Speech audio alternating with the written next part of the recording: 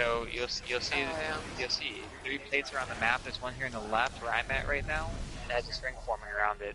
You can let normal Vex get in here, it's fine, but the moment you see a Praetorian Minotaur, the yellow health bar Minotaurs I should say, they will make a straight line to these plates. If they get in, the plate will start going red, and it will start despawning. The conflux that we're trying to form is going to be in the middle, to take all the holographic stuff. The closer we get to actually forming the complex that opens up the gates of the vaulted glass, the more solid that's going to appear. So the idea here is to keep these Minotaurs off these plates. So if you want to, Daniel, I'll have you and me over here. Swift has got his own plate off to the other side. Daphne, you're with the Neg. Again, the idea here is to make sure that those Praetorian Minotaurs do not get on the plates.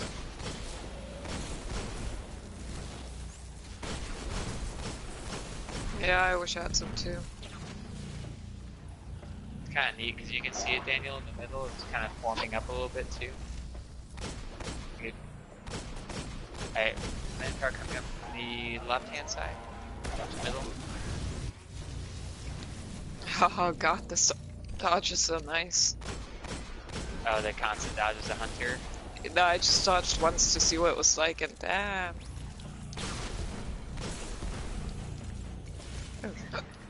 So what's nice about this is back when this raid first came out,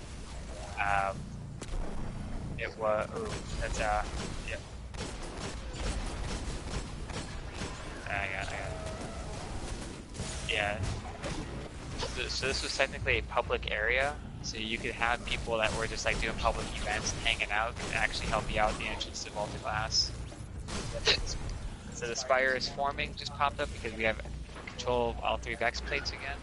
You guys have a Minotaur coming up from the left-hand side again. He's down.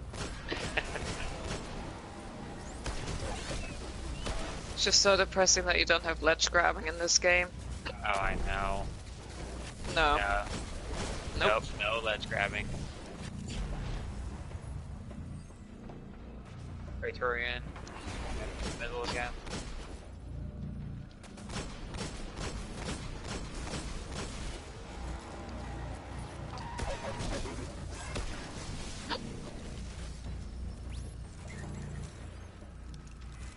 So if you look at the spire in the middle now, Daniel, the complex, after you take out this Minotaur, you'll see how close it is to actually being formed.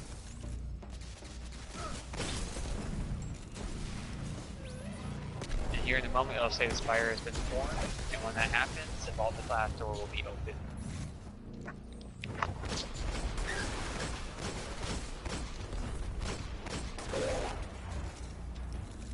Alright, Praetorian. Oh. Yeah, I was gonna say.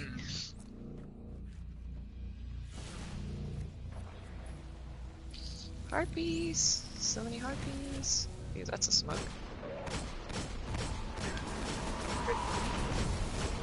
Fire has been activated, so this encounter, this opening sequence is technically complete. So if you come up to where Neg and Daphne are, you'll see the giant door that's about to open.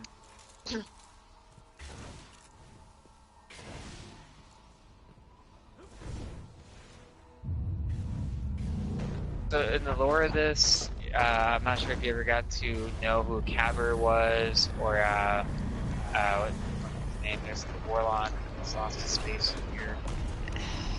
Praetorian Caber.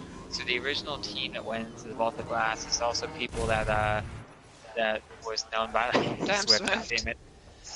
Was known by like Shax, Saladin, all of them. They knew who these people were, but they went in here to, and Osiris, especially Osiris. Also went to the Vaulted Glass. And Osiris is actually, I think, part of the original Vaulted Glass team. We had like the person, like Saint 14, for example. They were all part of this raid, except that when everything went down, a few of them were actually lost time because inside the Vaulted Glass is its own universe. Like this is its own time right now that's independent from everything else that's happening in the game. And, yep. So everything that's going on right now in this raid is its own independent event. There's multiple vaults of glass across the entire unit, like spectrum of the Vex. So in this raid, you're taking the one you're taking out the big guys, so to say, the bosses that we fight are essentially the ones who write the script, who proofread the script, and then publish the script that happens within the Vault of Glass, thus changing the time, seeing how the Vex actually want it to be.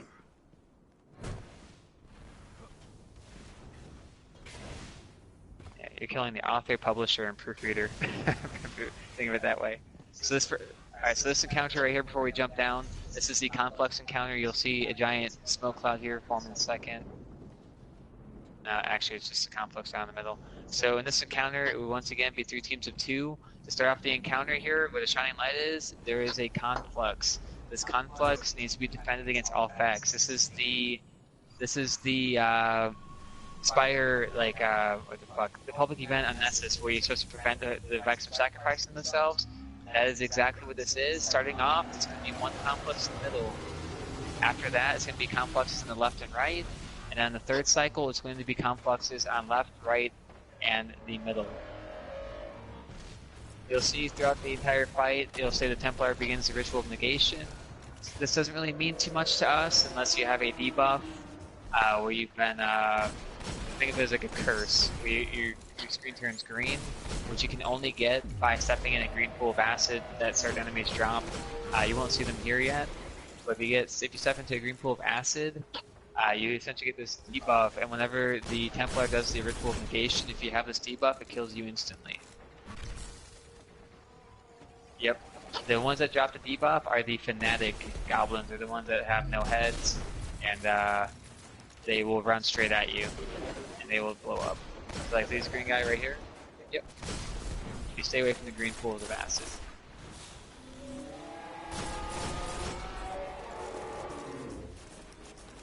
The guy in the background, the giant Hydra, that's the Templar.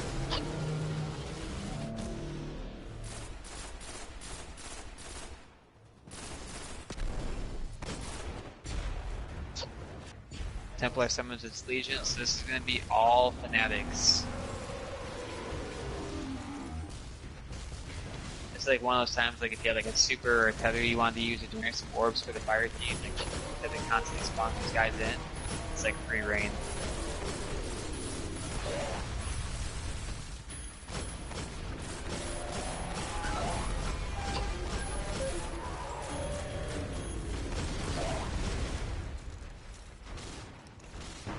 So really quick, Daffy and Daniel, you guys see like the giant glowing pool of light in the middle where the Fanatics are spawning at? You do get the debuff. How you cure yourself is that guy in the middle, when it's glowing, you can cure yourself. Now we are doing the left and right confluxes. So once again, you split into your teams. Essentially, you can have 3 left and 3 right at this point. After this, we're going to have all 3 confluxes to defend. And the longer, I think it's like 2 or 3 sacrifice themselves to the confluxes will disappear and it is a wipe. After the confluxes are down, we go straight into the oracles. Which I'll have to do a quick rundown of that whenever we get to it.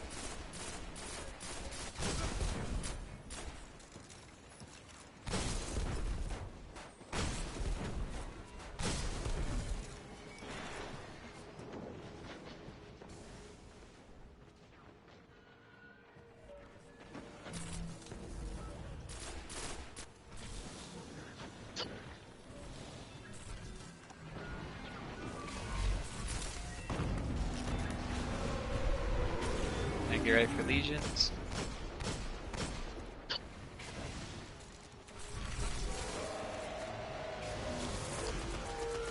Weapons and light bubble behind us. If you hop in the bubble and then hop out, you get weapons of light, and it lasts, I think, for like 10 seconds.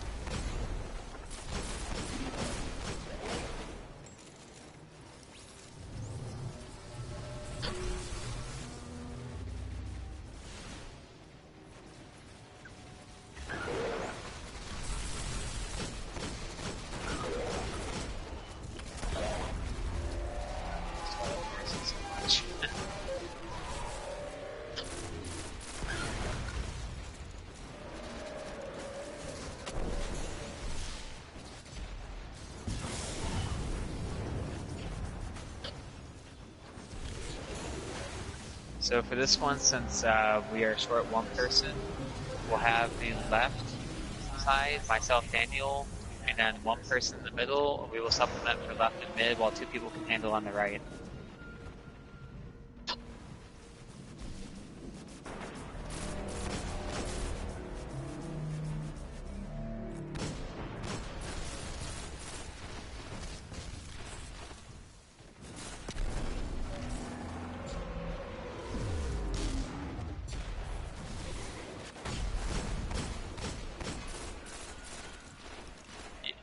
Yep, he'll disappear in between rituals.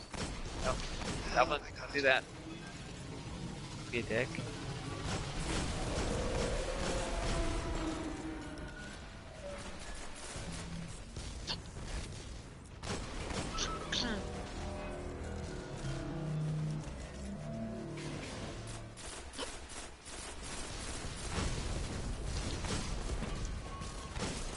Daniel and Daffy, as soon as this encounter is over and we go into the oracles, you guys are going to be with me on the left side, and we'll be covering the middle as well.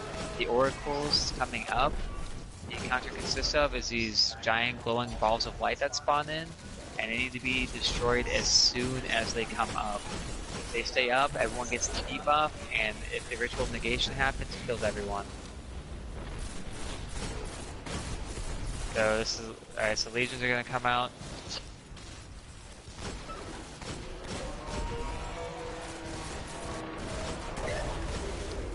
If you guys want to come over to BX, closer to the middle side, or kind of like legions, I'll give you guys an idea where everything's gonna be at.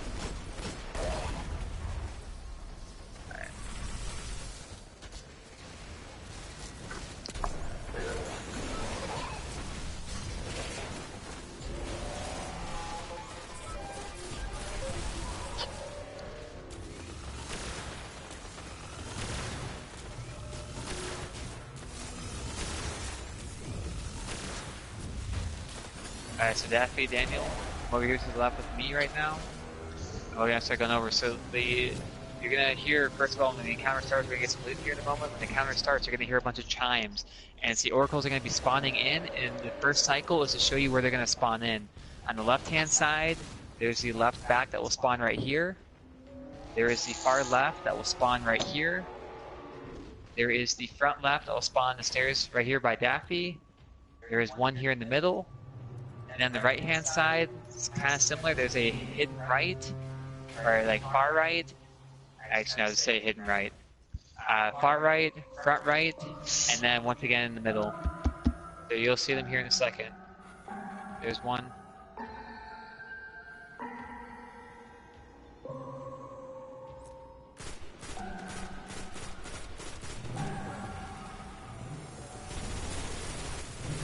Ideally, you want to have your team split up pre-positions. That way, when the oracles spawn in, you guys take them out as quickly as possible.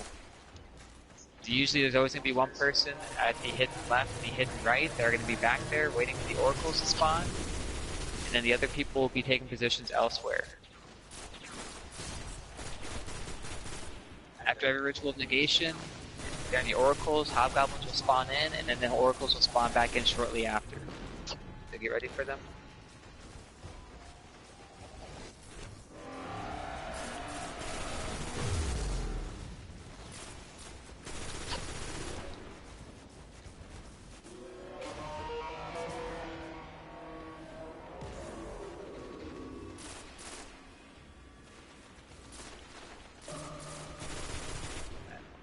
Front left. Hidden left.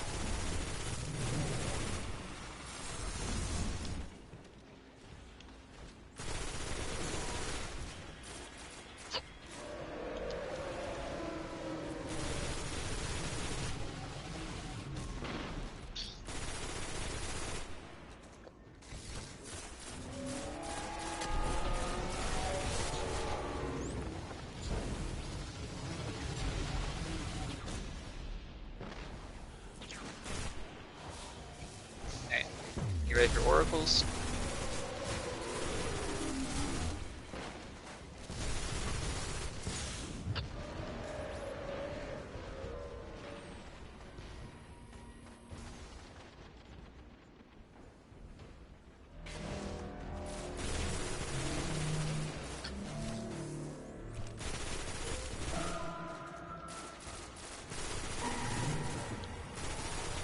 right.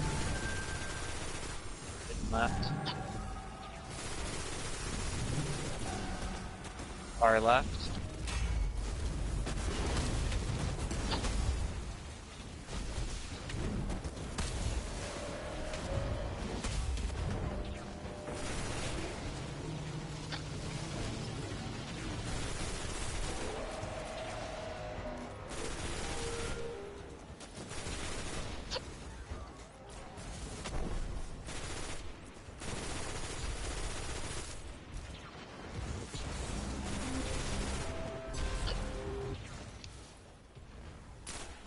It's either one cycle or 2 cycles more of oracles. Each cycle brings another extra oracle. Middle. Hidden left. Front left.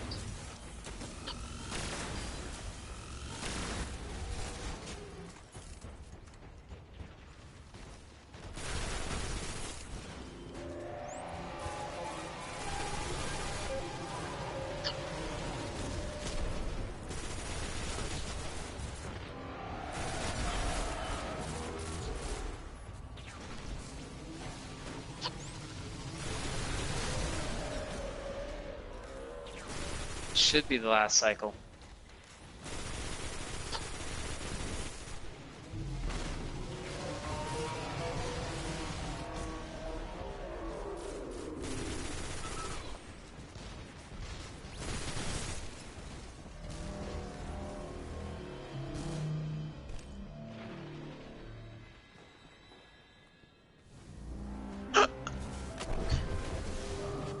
Sorry. Front left. Hidden left.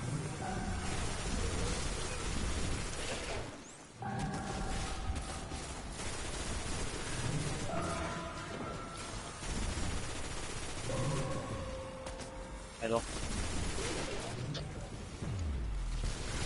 Alright, that should be the last set.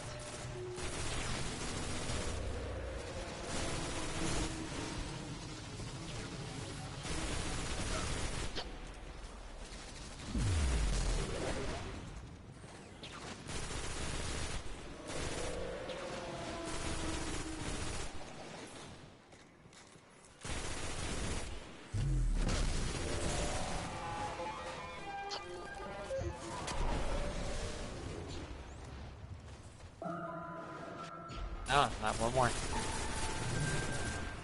Hidden left.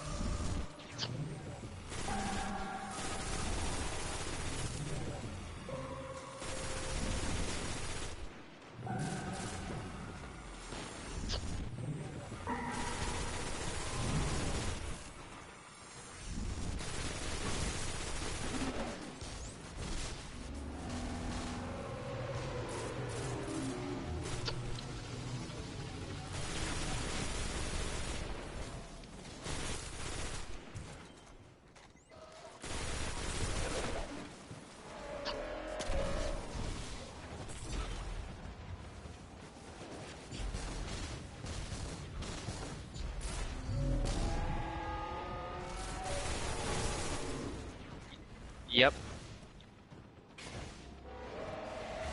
Yeah, so on normal, this one. Okay, this is last oracles.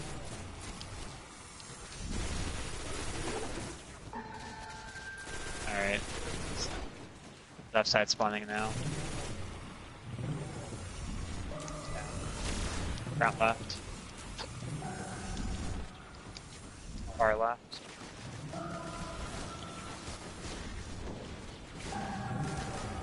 Should be middle.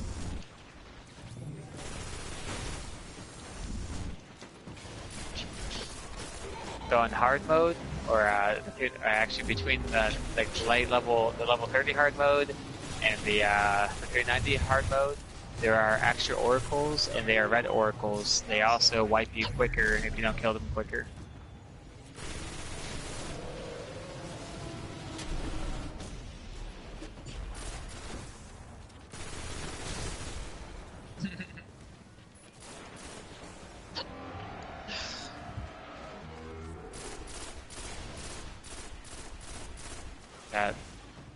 So now that should be good. There we go. All right. So that's oracles. Oracles are going to be a factor in this next encounter. This is our first boss encounter of the raid. Daffy and Daniel, you guys are the ones who have not done these raids. So between both of you, I will see how it goes. But you guys we have what we call the Relic Holder, which is that guy down there. The moment you pick it up, starts the encounter. And then you have 5 other people waiting for DPS. The Relic Holder here holds a bit of responsibility. What's going to happen when we pick up the Relic right there is the Templar is going to spawn in. Along with him, there's going to be a bunch of Harpies that spawn in, but we're not too concerned about the Harpies. What we do care about is the Oracles that spawn in. So on normal mode, I believe it's just 1 Oracle that spawns in per cycle. On hard mode, there's 2 Oracles. So generally, when we do this encounter, the safest strat to be is to have everyone that's not the Relic Holder hang out in the back where we jump down in. The ideal place for damage is going to be where we're at. We drop a Weapons of Light bubble, we drop a tether on the boss, and we take his ass down. Now the boss has a shield, and it's where the Relic Holder actually plays his part. So when the Relic Holder picks up, you're going to notice that your super energy recharges significantly quicker than your standard run. When your super charges up, you have the ability to shoot a ball of light at the Templar itself and bring his shield down. Now, when you bring his shield down, he's going to be vulnerable to damage, which is awesome. However, you, as well as 2 other people, have a chance to be put into a Vex Prism. So, if this happens, all you need to do is shoot your way out of the prism. The glass barrier around you will break, and then you can proceed to do damage to the boss. However, if you have a rocket launcher out, and you shoot inside the prism that you are in, you're going to die. So initially, whenever the shield break happens, make sure that you have a primary weapon out or a shotgun out, whatever the case might be, so that way you can break out in case you do get imprisoned. Now, if it does happen, it does not take long to get out, and having other people shoot you isn't really worth it because they can maximize DPS while you just take a few shots to get out. That being said, the technical mechanics for this is you break the shield. If you don't do enough damage, the boss is going to teleport and move around a little bit. There is ways to block his teleports. You can essentially have like an infinite damage cycle. It's actually a challenge mode in the 390 version to block his teleports no matter what happens. It's actually not too bad, but given that this is the level 26 encounter, he will probably go down fairly quick. But if we revisit this at a later time, at the 390 version, he is going to be a little bit more difficult. He will move around more. And at one point, blocking his teleports actually causes him to enrage quicker. And when he enrages, he spawns in a lot of Minotaurs, like a shit ton of Minotaurs. But aside from that, general flow of this one is have one person pick up the relic, and the person who picks up the relic is going to kind of hang around the back, running around solo back here. There's going to be a bunch of Harpies spawn in. You can jump with the relic in hand and like jump smash, and you'll smash the ground. If you're going up against an Oracle, you can jump smash the ground. It will destroy the Oracle instantly. So when you pick up the relic, it's just like you jump up in the air, you just press your fire button. Yeah, so if you have an Oracle spawn, the Relic Holder will generally take care of these hidden left and hidden right ones.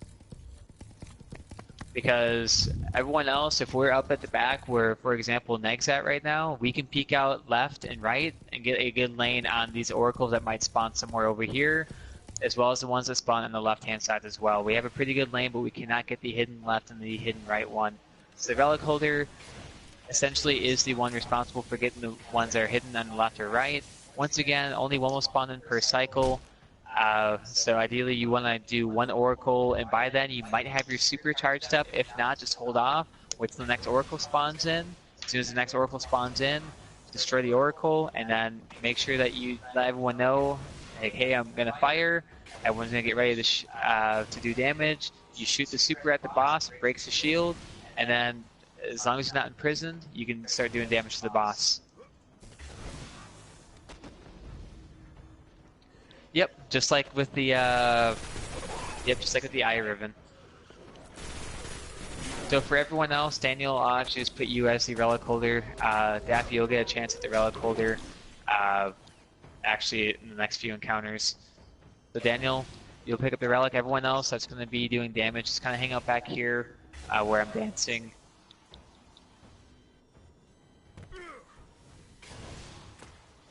Yep.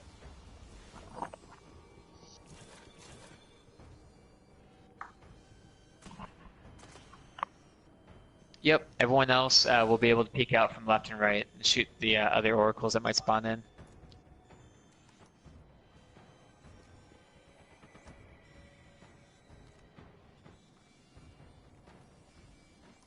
Yep.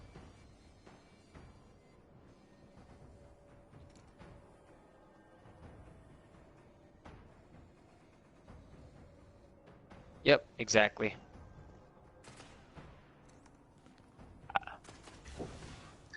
You can join back here if you want to. Because this is the easy mode of things, on hard mode, you would still hold on to the relic. The relic will respawn down there, but given that this is the easy mode, we can all 6 do DPS, but honestly, even just 5 of us doing DPS in this boss with a single tether going off and a weapons of light bubble back here, it'll go down really quick. If you want to practice as if we're going to do this in hard mode, hold on to the relic. Yep. If you get imprisoned inside the relic while holding the relic, same thing as before, just jump smash. You can swipe your way out of the prison as a relic holder. However, the game still registers you as still inside the prison, so you can still get killed even though you might be running around freely because the game still captures you, hey, he's still in the prison, he didn't break out.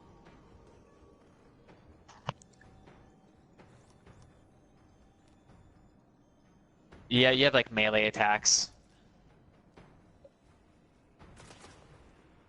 Yep. When you pick up the relic, you can go ahead and try it out for a little bit too. Everyone else will be doing DPS and back here. I'll be putting a bubble kind of off to the side a little bit. Just make sure you hop in, hop out, weapons light lasts for 10 seconds, and then just ape shit on the boss. Yep, go ahead.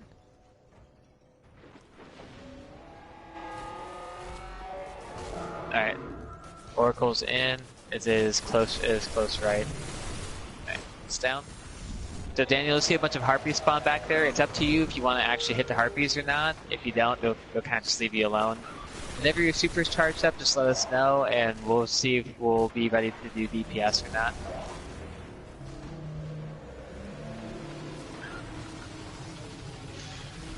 Not yet. We're gonna have an oracle here in a moment.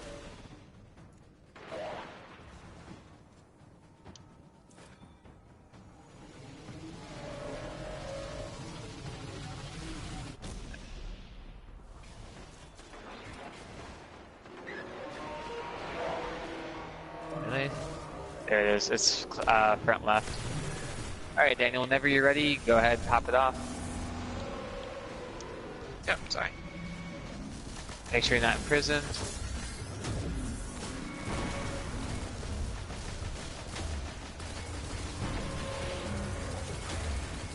Yeah, so actually just hold on to the relic. Alright, Oracle is... Right side. Front right. So actually, hold on to the relic, Daniel. We're not going to be able to ape damage on them. If the relic gets dropped too long, our screens are going to turn red.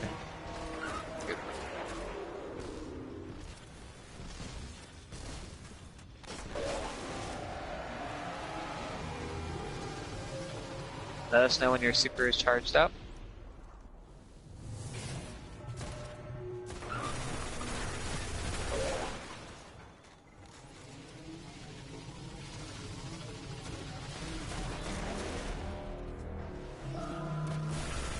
Front right. Alright, we're ready for you, Daniel.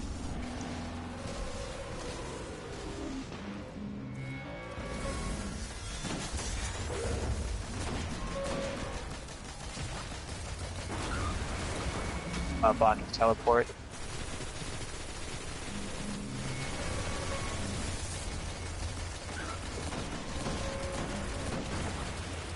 Guardian down. Oh, yep. He's almost dead. Oracle's up. It looks like it is... Front right. Yeah, front right. Okay, I'm gonna move. So Daniel, you'll notice too, I think if you hold your grenade button, I think you can hold up the shield too. Either your grenade button or your aiming button.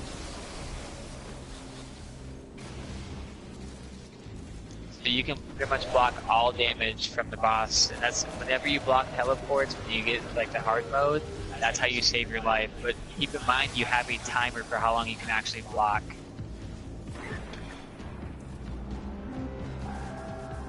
Alright, Oracle is far right. Alright, Daniel, whenever you're ready to take your shield down.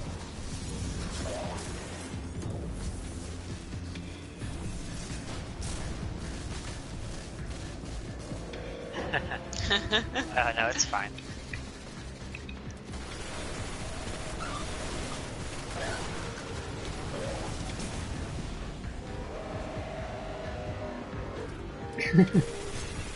Be careful if you jump.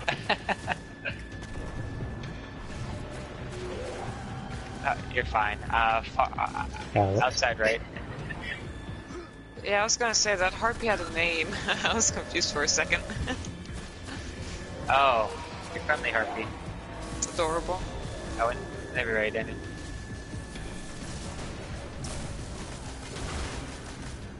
There he There we goes. go. Who's gonna get Fatebringer?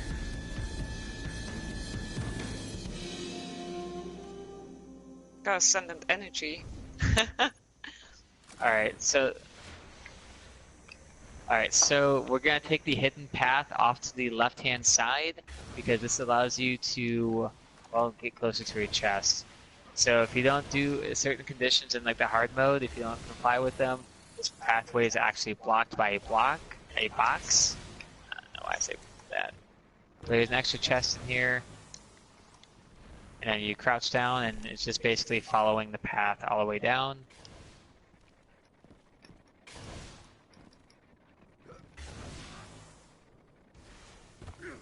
Yep. So this is just all about following the path down. So depending on if you were, there's heroic story missions that like, if you were to go through, like, what's nice that Destiny 1 did is certain things trigger certain events to happen. So like in a heroic story mission of this area, for example, you actually find remnants of Praetor's ghost, and it goes to like his time here in the vault. Basically, the Gorgon's labyrinth here that we're about to hit, the Gorgon's trapped Praetor here, and basically this light was captured here for all eternity, so to say, put it that way.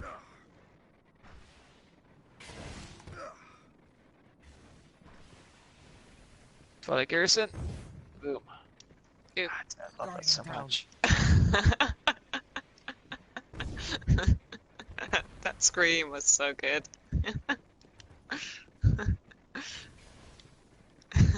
Hey, at least you got here before I did.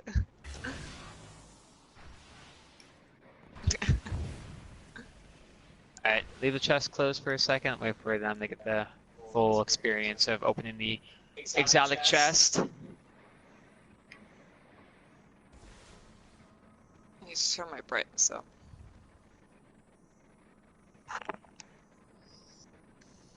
Right.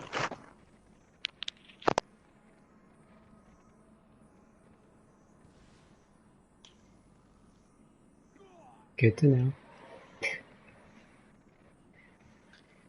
I gotta see which pieces have the ornaments on. Alright, so the gauntlets do. It's about my Titan has the full armor set and ornament set on for Wrath. Oh, Wrath Machine. Alright, so if you follow me, this next part is a follow the fucking leader and stay as close behind that person as possible. Kind of like dogs. Actually, there's the other, yeah. There's two ways you can take to get out of here. One's the waterfall, and there's this way. Alright, so, you get in here. from here on out, essentially there is going to be no more running. There's going to be all walking. If you're going to jump, it's going to be a single jump, unless we say so otherwise. This is the Gorgon Maze. There's a little Easter egg in here. As part of the mission, we actually find Praetor's ghost, because you can hear him still talking to you throughout the actual mission. I'm not going to go to visit that area. But this is the Gorgon Maze. You're going to see harpies that look, well, kind of pretty actually. But if they spot you, you'll get the gaze, and shortly after, unless we completely ape shit on these harpies, they will kill you. You follow VX, crouch behind here. Alright, we'll wait for him. Just make sure you don't double jump and don't run. Don't double jump and don't run.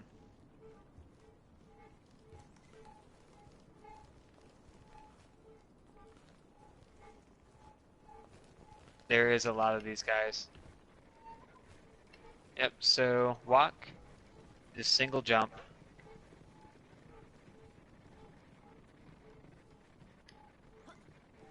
Yep. You're gonna get all the way up here to the top. There's gonna be a path to jump over across. So like right over here, you can double jump if you need to. And then straight over here.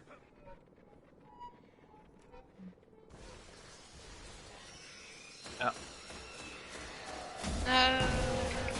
Found its prey, Daniel, no.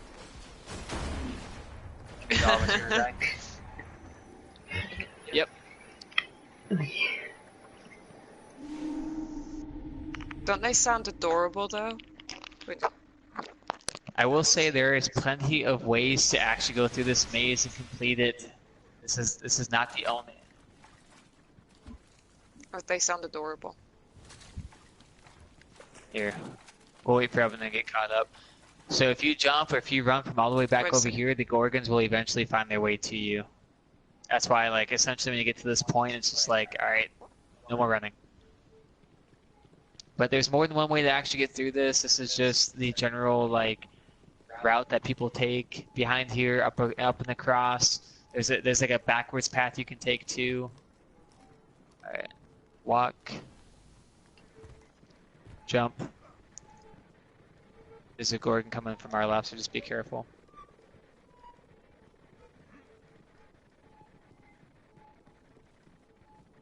Alright. Over the way.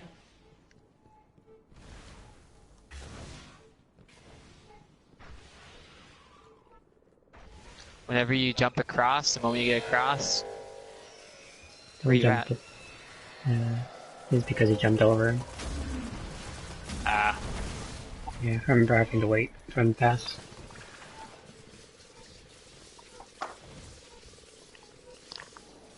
Yes, however, and all the other Gorgons are going to also be attracted to you when you, unless you lure one all the way out.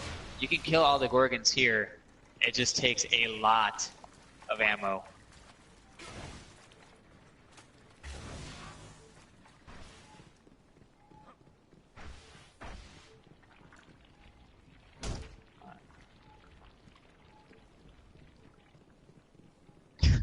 Don't die.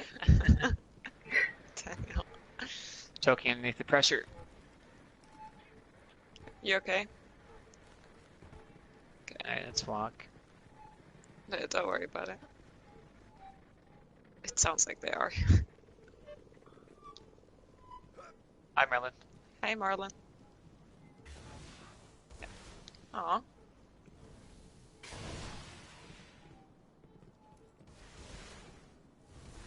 Yep, so be careful if the Gorgon's directly below you, jumping over there. Uh-oh, Daniel. No. Hide and crouch your way back around. We will wait for you. Unless there's a Gorgon about to get him, in which case we're gonna... Actually, no, we're not. Fuck you!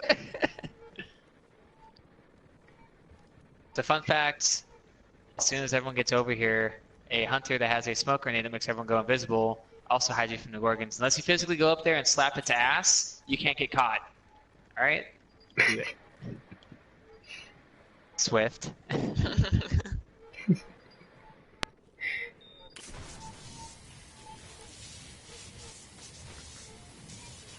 Yep. So drop down the sledge. Crouch when you guys get down over here. I think you heard that smoke bomb. No, No. that's awkward. Yep.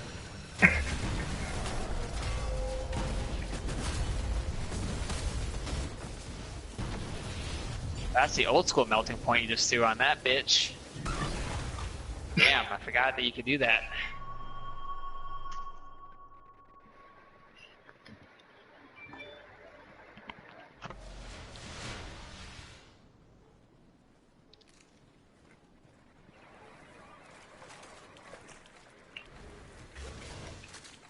I just love running through this water.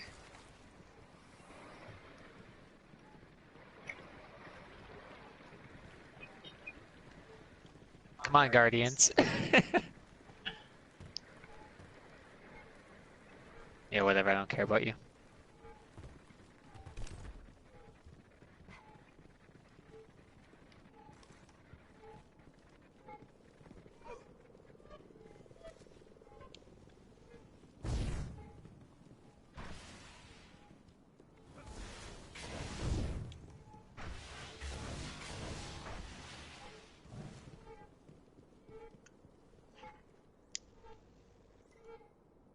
Daffy! Daffy!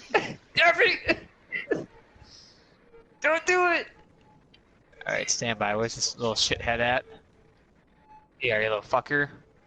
Yeah, little fucker over there. Oh, there's the dickwad. Hey, bitch. Yeah, go back the other way. Alright, drop down. Alright, ready to run? Follow VX, let's go!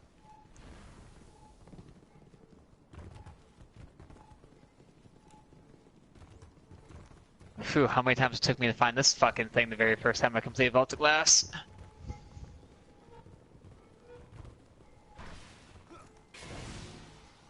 And as everyone knows here, Bungie loves its jumping puzzles, so get ready for the jumping puzzle that introduced it all. Yeah, I forgot take what it your was. time here. Roll the glass. Oh no, it's this one. Oh. Oh yeah. Yeah, depending on what super you have, you can fly over. Or if you have Twilight Garrison. Guardian down. Or if you have Twilight Garrison like this motherfucker does. Oh yeah. Yeah, bitches. Oh man. Swift, do you have Twilight Garrison on? No. You piece of shit. What kind of fucking Titan are you? Are you Bomb Tree Striker too? No. No? Don't say it to my Galahorn.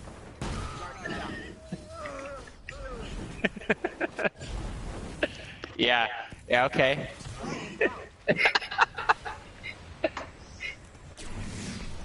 Oh god, this took me.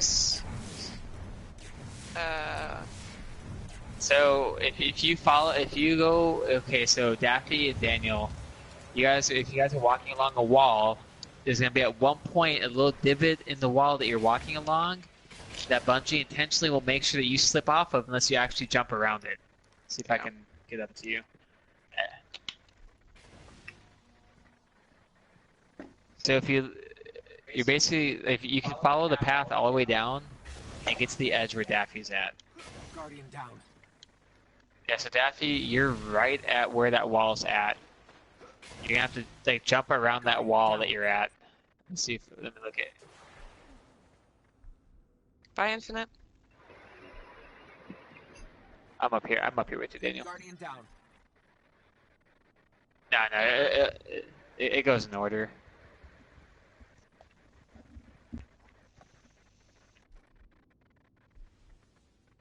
The crystals?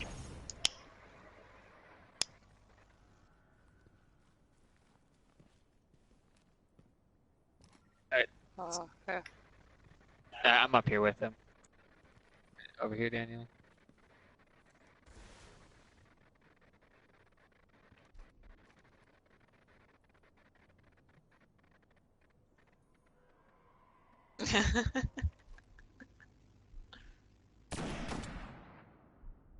Daniel, no. Guardian down.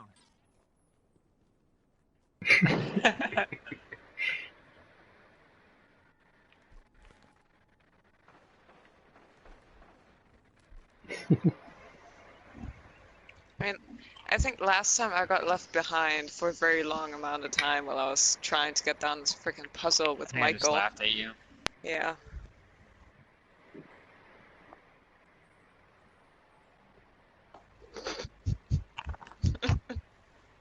Alright, Guardian down. that was infinite. I'll go with you this time, Daniel. I'll stick with you. Oh, you'll love taking King's Fall. Oh, the thick wall? Yep. And the other jumping. Oh, so fun. Ship jumping and the thick wall. Everyone's favorite. Yep. Nope, I'm just gonna do my summon zombies.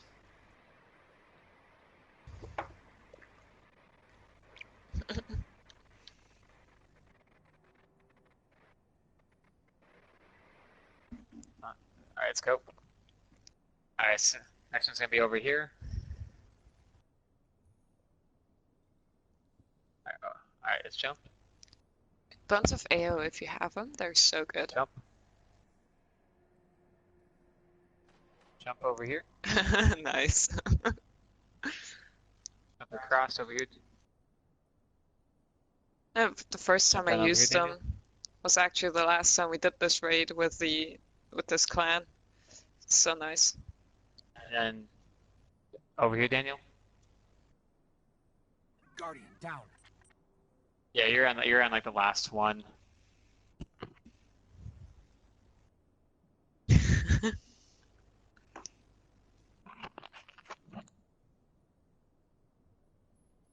Yeah.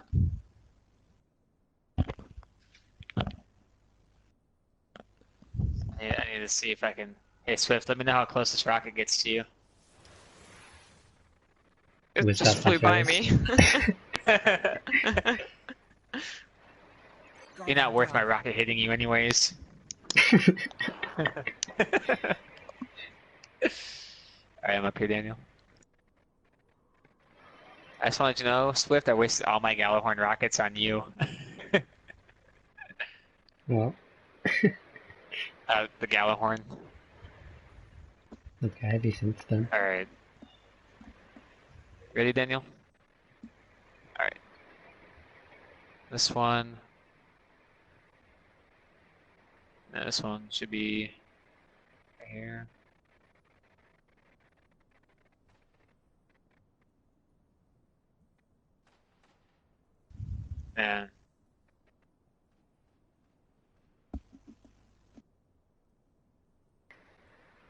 And this one, Daniel.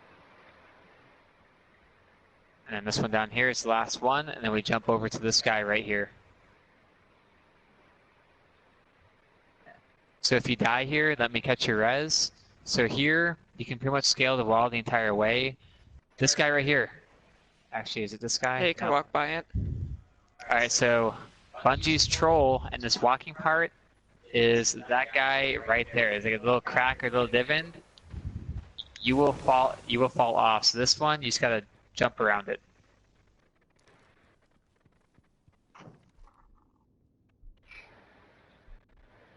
Yep, and then you walk along like normal. Swift, I can see you scoping down, you little shit. How's that for accuracy?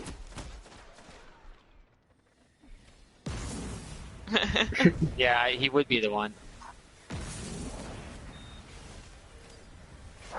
Alright, so Awaken the Glass Throw, and so I'm gonna go through this next encounter. This one's gonna be a little bit more of a on-the-go thing. Do not shoot anything in here yet, Swift. If you look directly ahead of us, you will see an enemy called the Gatekeeper. This is the technical, I would say, loosely, boss for this encounter. What's gonna happen here is we're gonna start shooting that guy, and then he's gonna disappear. He's gonna teleport around the map, he's gonna be a little gay, whatever the case might be. Sorry, I shouldn't have said that. He's gonna be stupid. But we kill him. As soon as we kill him, we're going to be able to form Vex gates. There's a portal on the left and a portal on the right. We're all going to go over to the left right away. You and I will be going inside the gate first. On the right-hand side, Swift, Neg, and Daffy.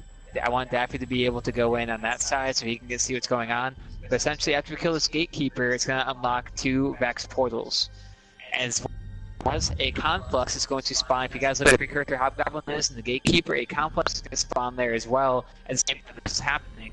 So, the idea here is kill the Gatekeeper right away, go inside these Vex gates. Inside the Vex gates, you're going to find a relic in there. Now, when you go inside these Vex gates, you're going to have your screen start turning black. You become, when you say like lost time, your light starts going away. It does not kill you, but eventually your screen will go completely black and you will not be able to see anything you were doing. So when you get inside these Vex portals, there's going to be another Gatekeeper, a bigger Hydra inside there as well. 2 people can go in there and essentially tank these guys out as quickly as possible. As soon as the Hydra goes down, it drops the relic. That relic, that shield that you did earlier, Daniel, it's twofold. It, 1, protects you from damage, and 2, it also cleanses anyone that's inside that little aura of yours. It creates this cleansing aura. As soon as we get the relic, we both get, you cleanse us, so that way we're both good to go. We have to haul ass to get outside the Vex gate because you have to have someone on the outside holding down the gate while we're inside. If they hop off and the Vex hops on, that gate closes and they have to reopen the gate. So essentially you're doing like 2 teams of 3 here, where 2 people go in and 1 stays out. It'll be the same thing on the right-hand side. The left gate, where we're going to be going into, is the Mars gate, and the right-hand side is the Venus gate. It's very simple, very simply laid out. There's not much in there. You'll go in there, there's going to be a few ads, but the biggest focus we have is we have to kill the Hydra in there as quickly as possible, pick up the relic, and get out, because on the outside, if they're going to be in our team, Minotaurs are going to start spawning, and Goblins are going to start spawning. As soon as we leave the gate, by that time, the other team should have already gotten their relic on that side. As soon as both relics come out, we all go to the center complex where that the Gatekeeper is currently going to be at. We basically just hold down the complex. There's going to be Minotaurs that spawn, there's going to be general assets spawn, but we basically just wipe everything as quickly as we can for a few cycles, and then we'll spawn us straight into the final boss encounter. So, we can kill Gatekeeper, go inside the Vex gates, kill another Gatekeeper, pick up the relic, come out, and then basically defend the complex. We have 2 teams of 3, so we're gonna have both teams going at the same exact time. And then we all come out, defend the complex, and that should end the encounter shortly after that. The people who have the relics, the jump smash attack is very, very good on the Minotaurs. When we come out, Daniel, I'll show you where the Minotaurs are going to spawn out of. Swift, Daffy, and Neg. Swift and Neg show Daffy where the Minotaurs are going to spawn out of their side as soon as you guys come out with the relic. But aside from that, I think that's pretty much, well, that's pretty much all we have to do. So if you guys are so once again, these raids are a lot simpler than Destiny 2 raids. It's literally kill shit, go get shit, kill shit even more, and then the encounter is over. So how we start this encounter is basically if you have a sniper rifle or if you have a Gallowhorn or a rocket launcher, we're going to aim at the boss straight in the middle of the Gatekeeper. We're going to do a 3, 2, 1 shoot, and everyone's going to shoot. Alright?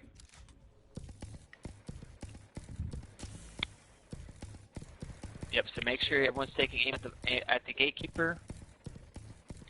Don't worry, Swift, you get up on the fucking Gallowhorn rockets. Oh, mine too. Okay, Swift, look at me for a second. I just gotta do this to you. Just breathe.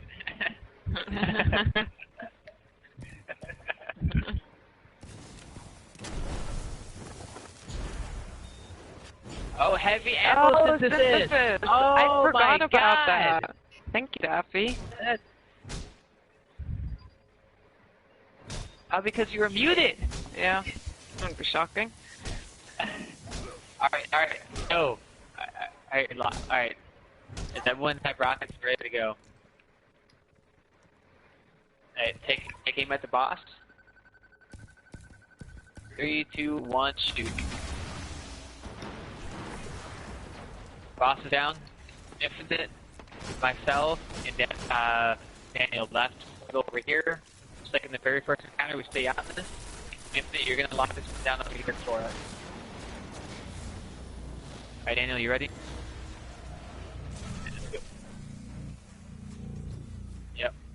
come in here, you'll see the Hydra at the very end.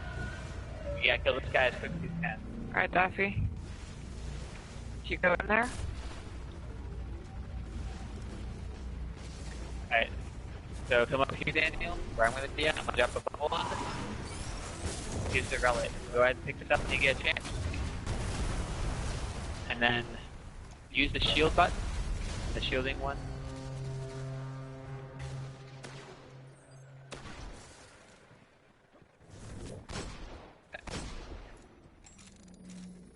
Guardian down. I can see anything. Swift is... hold your grenade. Yeah. Hold your grenade. So use Oh, use your grenade button. Hold it. Use your grenade button. Hold it. Alright. Yeah, hold the grenade button. You'll see on the left-hand corner next to your melee button, your grenade charge is going to have an icon. Once it goes all the way up, that's what you can cleanse. You'll notice that when you use it, and I'm going to jump this for you so you can have it. You want to pick it up? So look, you see in the left-hand corner where your grenade charge would be at? Once it's charged up, you can use it. But for right now, we gotta go. So yep, so the second practice is the conflict. So Daniel, I'll come right outside this gate. If your screen starts turning black, use that shield button. When you come out, I'm gonna be screen black, so I'll need you to use the shield. Use the shield. Yeah, fuck. Perfect, you fence me. Alright, so let's go behind the gate. Over here. Yep. So Daniel, the Vex Praetorians you're going to be taken care of, we're going to come out of the back side of this gate. If you punch them back into the gate, they're going to spawn right on top of the conflicts, which is fine, we'll get them. That one right there. Perfect.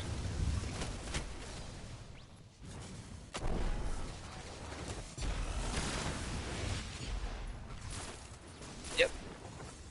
So I'm going to start explaining the next encounter, because we're literally going to have no time in between. As soon as everything is good with these guys, we're going to go straight into Atheon. With Atheon, 2 teams of 3, 3 left, 3 right. 3 random people are going to get teleported into either Mars or Venus. We need to hear the call-ups. If it's Mars, it's left. If it's Venus, it's right. Come back to the entrance where we came in at. Actually, Swift, you definitely need to go off to the right for Venus. Myself and Daniel off to the left. 3 random people are going to get teleported in. They need to say which side they're on, either Mars or Venus. The people who are left on the outside have to go to the respective gate and open the gate. For those who are inside, you are going to have a relic spawn in there. One person needs to pick up the relic, while the other 2 are going to need to be just killing ads, but there's going to be oracles that spawn. Those oracles take priority.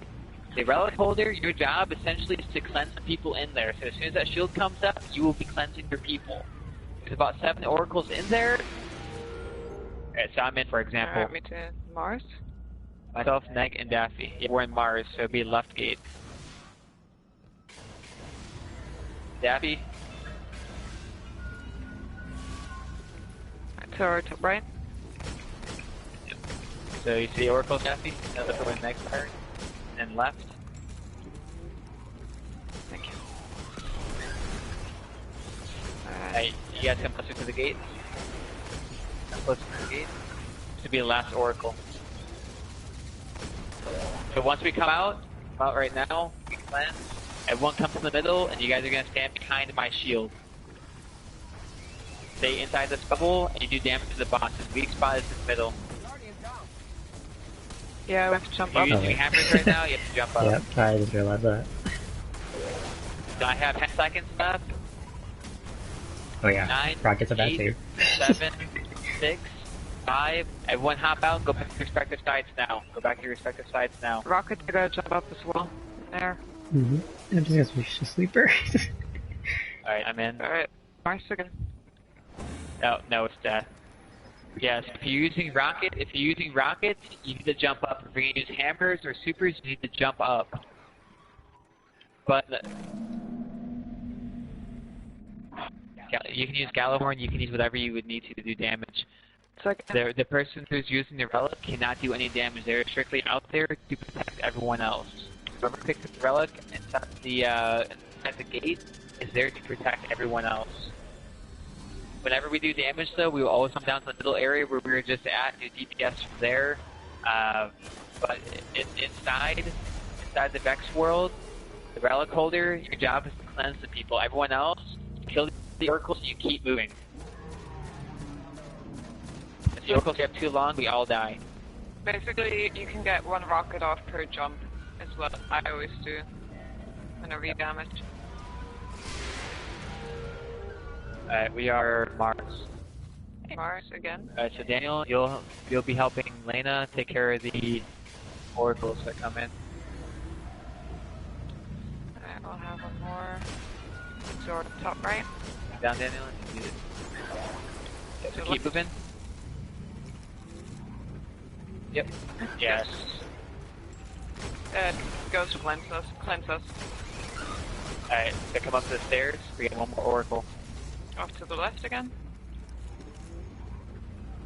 Alright, come out, and then head straight to the left, and come down to the middle. Welcome back. Alright, and do damage. Well, where is he? That's 14, 13, 12, 11, 10, 9, 8, 7, 6, hop out, hop out, hop out, hop out, hop out.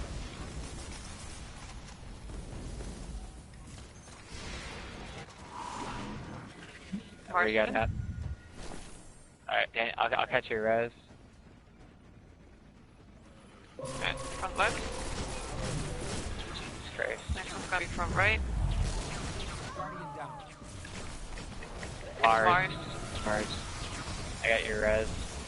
Thank you. Oh, okay, never mind.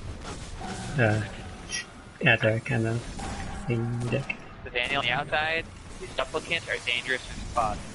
They blow up next to you, they're pretty much gonna kill you.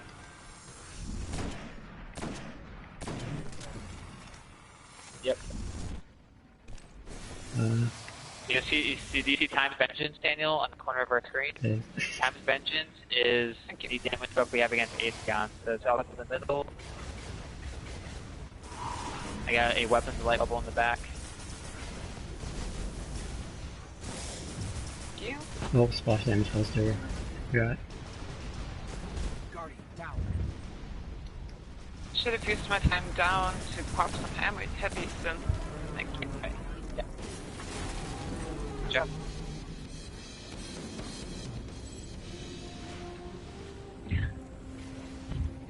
Ooh. Shadow Light.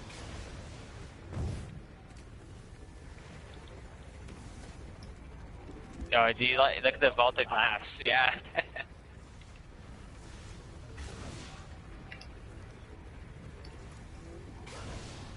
Oh, yeah.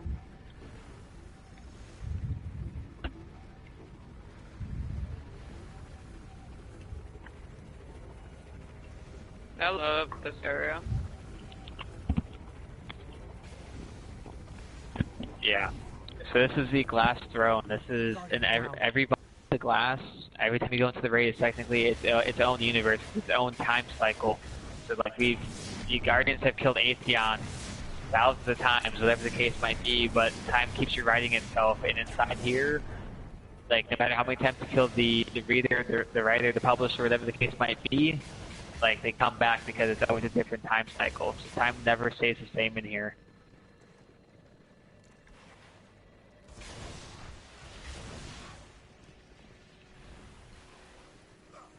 Guardian down.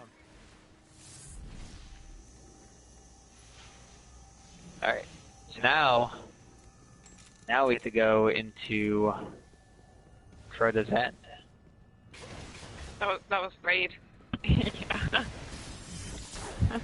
Yep. Ooh. King's Fall is gonna be the one that no.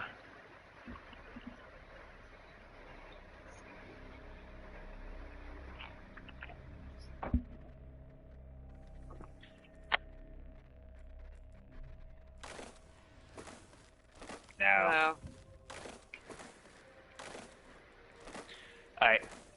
So you're gonna get to see what I think is one of the coolest intros to the raids, especially with this one being on the moon that we're gonna be going back to in Shadowkeep. So I'm super stoked about this one. We might be able to hit the King's Fall. I mean, you're too well. We'll see. King's Fall, because King's Fall is my favorite. It gives you a lot of the lore. So great. I love it. King's.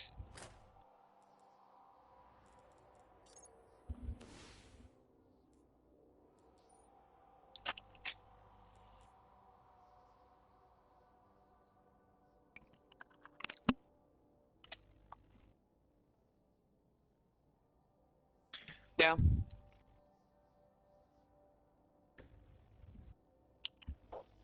Little segments. Yeah.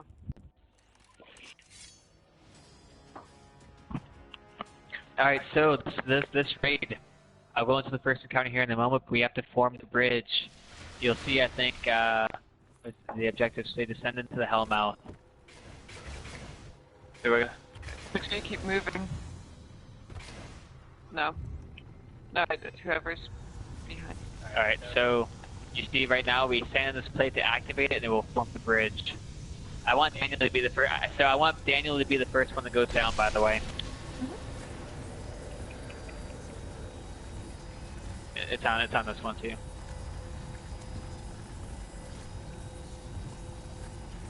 Alright, so Daniel, you'll be the first one to go down.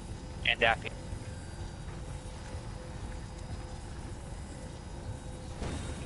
You can get left behind here, by the way, which really sucks, because if you jump down, they're... Alright, Daphne and Daniel, go ahead.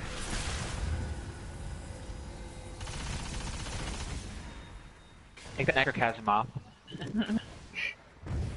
It's so pretty. Alright.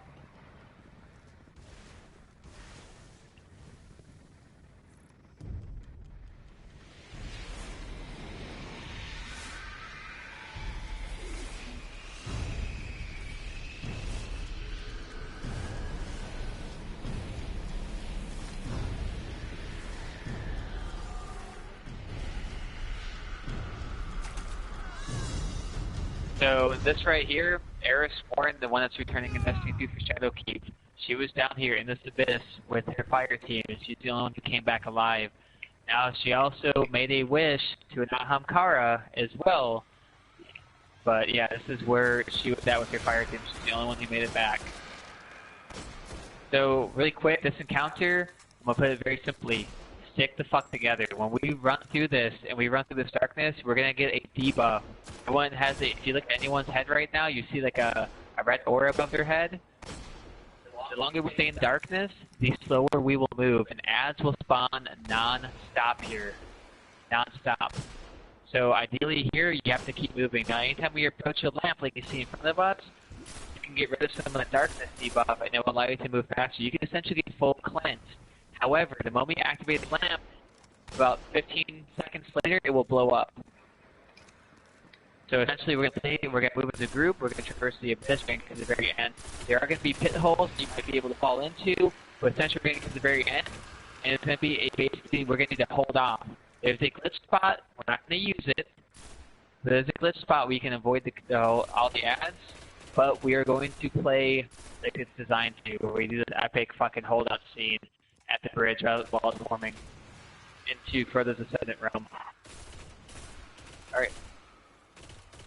Alright, so Just keep your eyes peeled on the ground. Those holes really come out of nowhere.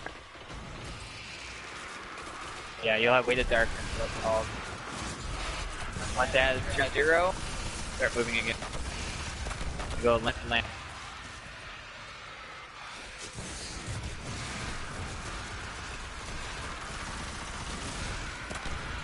Alright.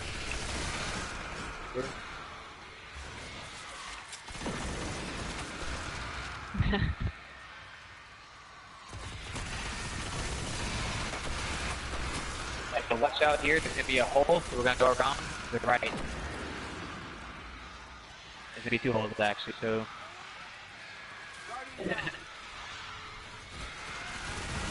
Mary, you guys play catch up there, buddy. Alright, so once you're at 0, go ahead and start moving. So go around to the right, there's gonna be a hole around the corner. There's gonna be a hole right here. Go around the left hand side.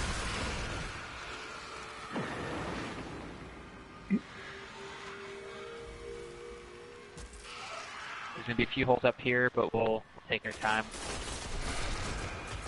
Alright, start moving. There's a hole in the middle. We'll go around it. You'll notice if you try doing a double jump or anything, if you have weight, it will not work.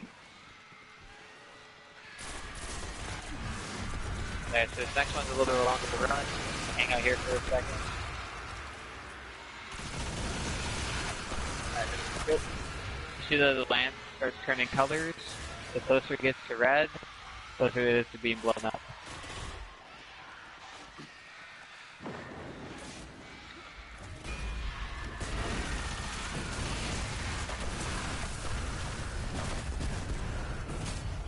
Alright, this one is going to be a few holes along the way, so just be careful. One in the middle.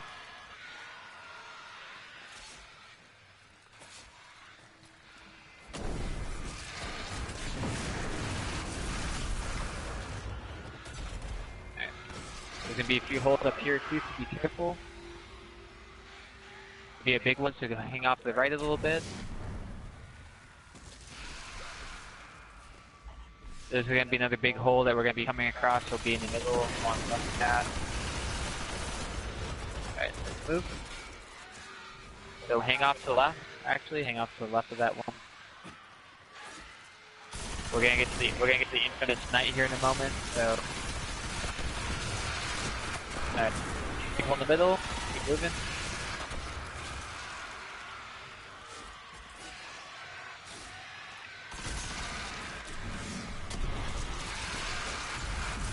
We'll hang out here for a moment, they'll turn color. Okay, move. Here comes the infamous knight.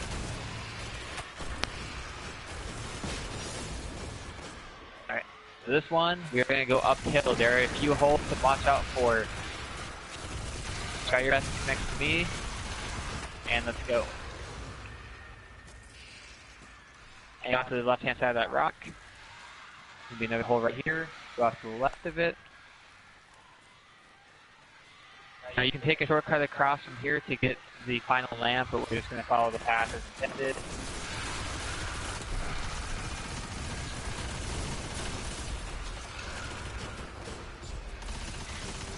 Alright, come over towards the axe. Watch out for the hole right here.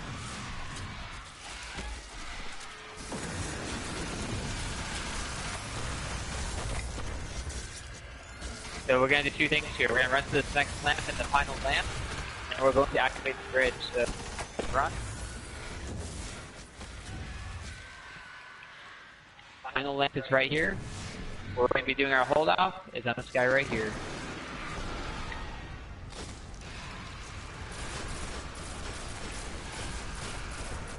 So there's going to be ogres spawn and there's going to be wizards that spawn, and the longer we hold this down, the more after you're going to spawn. You need to be careful. Oh, we're all going to be maxed out. So once the bridge forms, all of our way to darkness is going to disappear.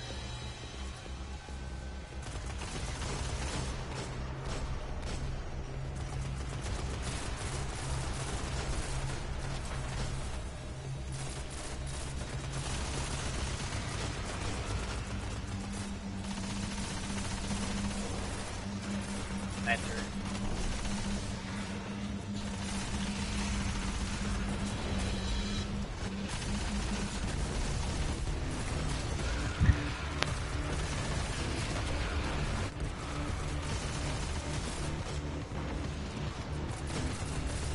Maybe they have an SC too. I know his name is. Oh.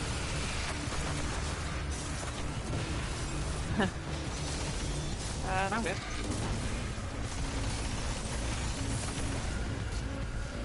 Alright, so turn around, Daniel. Look towards the exit. You and Daphne should be the first one to get through. Now it's just a run. Alright, I'll take care of Overboy.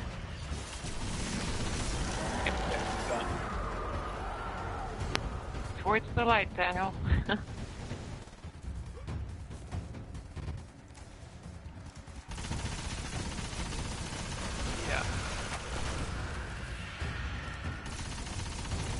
guess I love the design for the old raid.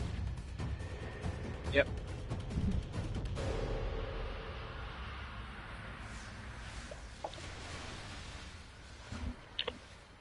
Welcome to the Ascendant Realm area of Crota. This is the over... Okay.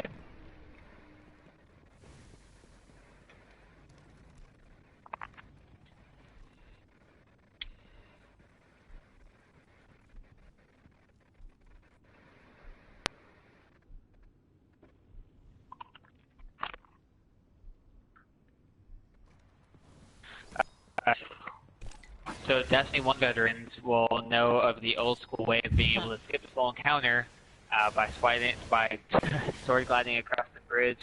You can still do it, we're not going to do it because they changed up the mechanics. So it used to be that you had to form the bridge, you would do, put it this way, these guys, which we will see in the King's Fall raid, these are the Annihilator Totems. These guys, once we start the encounter, need to be stayed on the entire time. If they're hopped off, well, it'll say the Annihilator Totems awaken. If you hop off it, they're going to start going red, and then it will drain everyone's super and it will kill everyone, even if one person hops off. So ideally what's going to happen here is we need to have everyone on this side get over to that side over there. How that happens is it's like, well, how are we supposed to have people get across the side when there's two totems over here and people need to stay on the entire time? Well, when you get 3 people over to the other side, you look across the map, you'll also see that there's a totem over there on the left and a totem over there on the right. To form the bridge, there's also a plate right here that needs to be stayed on and a plate on the other side. Essentially, when you have 3 people on the other side, the responsibilities swap. So the 3 people on the other side will now be holding down the bridge forming in the totem, so everyone over here is free to do as they need to get across the bridge. However, to get across the bridge, it is not as simple as just walking across the bridge. There is a sword bearer that will come out, a lava burned looking knight, and when you kill him, he drops a sword. In order to cross the bridge safely, you need to have that sword in hand and cross. It's basically your ascendant rite of passage. When you get over to the other side with the sword in hand, there's also going to be another mechanic involved. A blue, I would say a neon blue looking knight's going to spawn, a yellow health bar named the Gatekeeper. This Gatekeeper can only be killed by means of using the sword in your hand. In order for this to see with this encounter, we need at least 5 of the 6 of us to make it across. After the 5th person makes it, the bridge will automatically form, and that person can cross the bridge whoever's last on the side. And then a bunch of swords are going to spawn, and these Gatekeepers are going to come out in a surplus amount. It's going to be a slaughter fest of 6 of us with swords in hand, just aping the shit out of all these Gatekeepers that come out. But the process to start off with is essentially you're going to have 2 people on the left, 2 people on the bridge, 2 people on the right. We're basically going to be like, okay, cool, one person in the middle go across from the bridge, next person is going to go up, is going to be someone on one of the totem plates, they go across, and then the next person that's going to go up is going to be on a totem plate as well. That way you have one of each team crossing the bridge, that way they can start on the responsibilities of what they were doing on this side over on the other side. Once again, the biggest thing is in order to cross the bridge, you need to have the sword bearer killed and the relic in your hand. As soon as you get the relic in your hand, you're clear to cross the bridge that will be formed, and your first objective when you get across the bridge is to hunt down the Gatekeeper. He will spawn, basically, if you're looking at the exit of the room where there's the statues, there's going to be 2 doors, like right off to the, like there's one off to the left and one off to the right where you can see some symbols above them. There's going to be doors. He's going to come out of either one of those doors. Once you kill a Gatekeeper, one of the totems leading up to the exit is going to have a blue flame light up. Just like with Crown of Sorrow, where after we went through each cycle, one of the totems lit up in the back. Here, when you kill a Gatekeeper, a totem will light up, correlating to the Gatekeeper you just killed.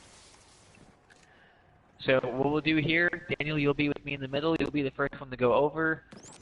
When you get over there, it's kind of free reign to do whatever you want to until the other 2 people come over. And then Daphne will be over next, and then Swift, you'll be over third. Myself, Infinite, and Meg will be the other ones to come over. Now remember, when you guys have the 3 of you over there, Daniel, you'll be holding down the bridge plate. And then Swift and Daffy, one of you guys will be holding down each one of the plates. Swift, you'll be directing them over there. If you see anything that's up, essentially get over there. Your biggest threats are going to be acolytes and knights that spawn. Eventually there might be an ogre or something that spawned over there, but they're not that hard to kill. You need to pop your super to stay alive, by all means go for it. If you die over there, for example, on a totem plate, that means that someone over here has to hop on this totem plate over here that corresponds to it. If you have people on this totem plate, and people on a totem plate on the other side of the bridge that mimics it, it will send off the Annihilator Totem into a frenzy, and it will still wipe us. That's why it's important that whenever we get people across the bridge, that as soon as they take on the responsibilities of what we're doing over here, that everyone over here hops off. So no one on the bridge, no one on the totems, nothing. The bridge one isn't so much the issue, it's the totem one, but we're basically just passing all the responsibilities to 3 people on the other side. Alright.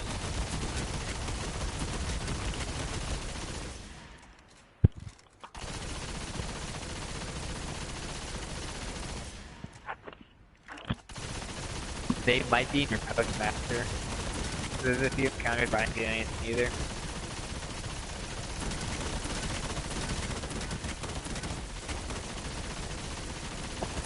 So on the easy mode raids like this, because it's not the updated Age of Triumph raid, you will not get anything that's higher than, for example, in Vault of Mass 130 is probably the highest you got, or highest you got. Yep, because it is the year 1 version of that raid.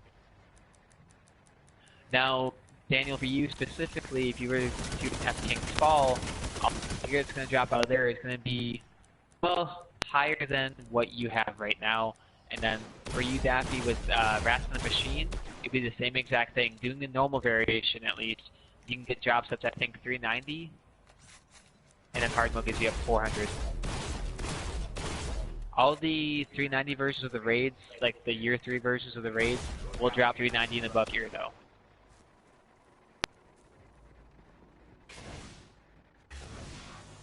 Alright.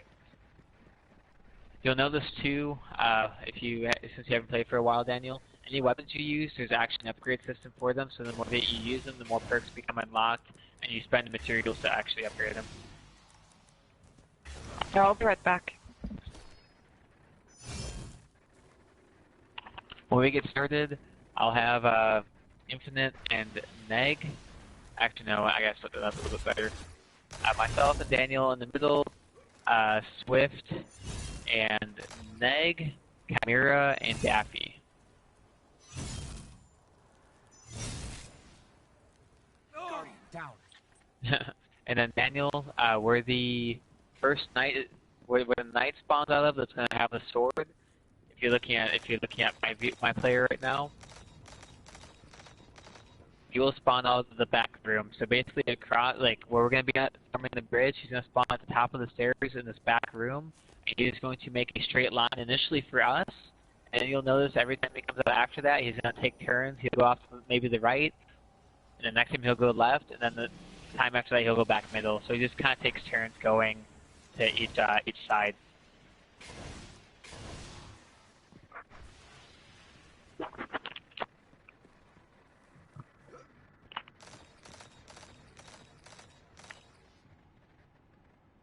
Your excitement makes me want to do like King's Fall really bad. I love that raid.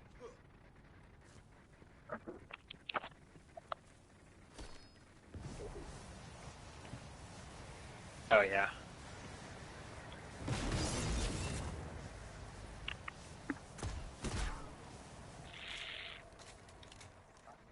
So when we get to the end of the raid, I'll explain a little bit more of the lore and how we actually got to encounter Oryx. Oryx came to find us. Alright, so Swift and Daffy, you guys get the right totem. Chimera, actually no, sorry, I gotta think of that one different. Daffy, let's see here. Daffy and Chimera take the right totem. Swift and Neg take the left totem. When we go across, Daniel, you'll be the person to go across the bridge, and then Swift will go next, and then Deck will go last. So remember when you guys get over there, just make sure you guys, initially don't worry about taking the totems, don't worry about taking the bridge plate right away. When there's the 3 of you over there, then you guys can go ahead and take those responsibilities. And then Daniel to start the encounter, if everyone's ready. Remember, people with the totems, make sure you're inside the big circle, inside the plate. You don't have to be like inside the aura, just be on this plate, somewhere around this big circle plate. Yeah, so for the totem players, as long as you're inside this giant circle, they're fine. You'll know the totem is, someone's off the totem when you hear a loud screeching sound. Alright, Daniel, you ready? Alright, let's hop on this.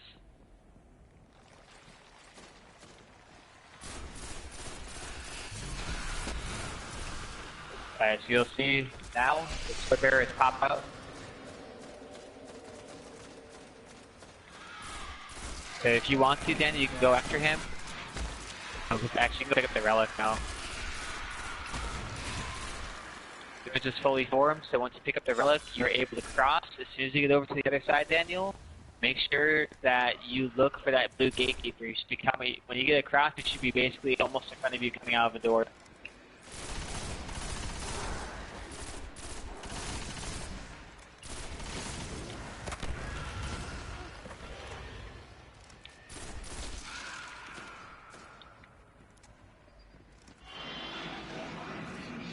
Yep. So that sound, he's killed the Gatekeeper. The next person going over is going to be Swift.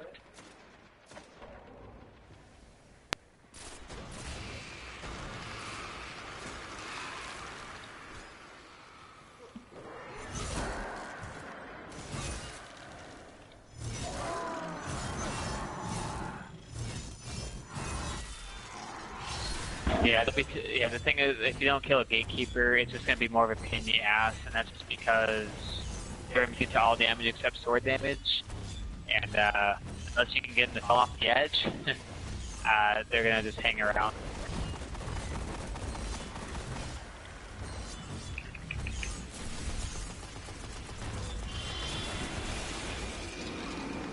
Second Keeper is down.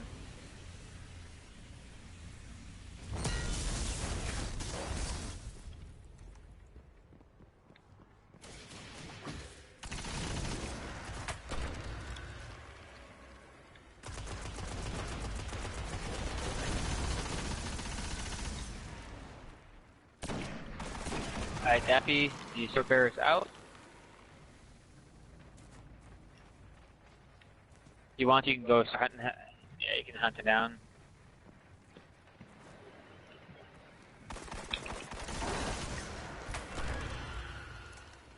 Alright, you're clear across. As soon as you kill the Gatekeeper over there, Daffy, go to the totem that was across from yours. Switch, you already know what to do over there, and then Daniel, you'll be on the bridge forming platform.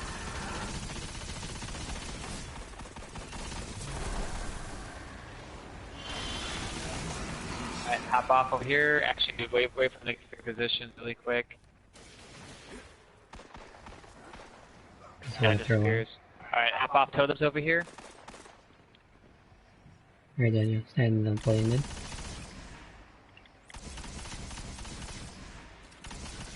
So Daniel, you need to hop on the center plate over there to form the bridge. Yep. And then Chimera go cross next.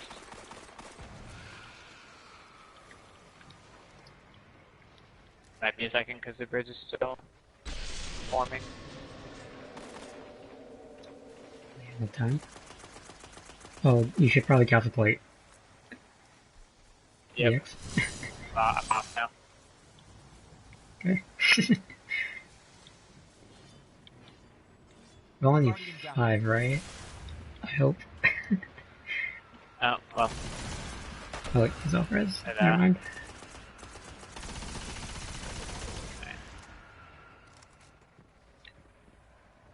Yeah, Chimera. We can ape this guy when he comes out, and we'll send you over.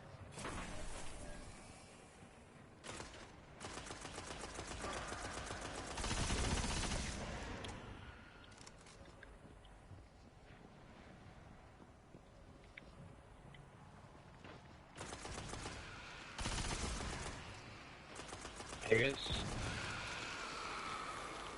There you go.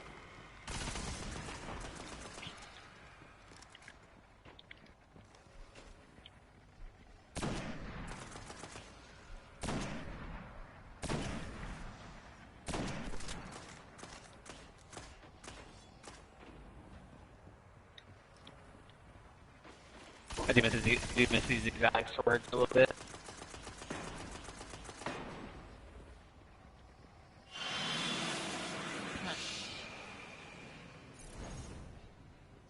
Apparently, no. You'll be the next one to cross.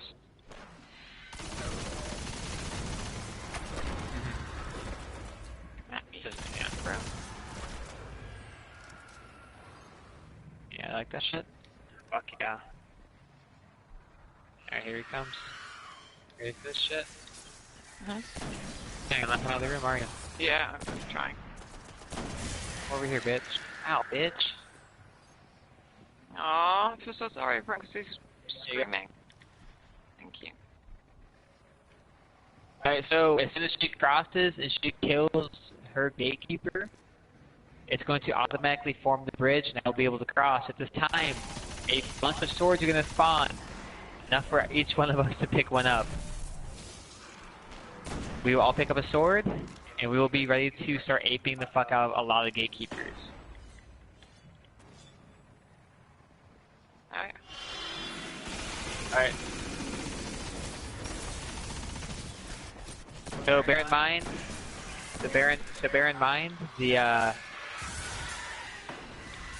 you can still get hurt, and just be careful. If you are going in to go ape shit, you can still get hurt by these guys, so if you need to back up, back up. It's also good sword practice for Neffy and Daniel. You get used to doing the slam attack or your combo attack, because you guys are going to be using this on Proto.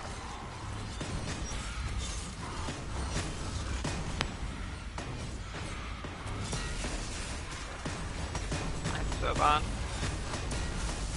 Yeah, I don't really. I did 290 versions. Very first time, I was like, what the fuck? I remember when we did Escalation Protocol and we're like, oh, it's like Crota all over again. Oh, I know. Gatekeeper's coming out, be careful.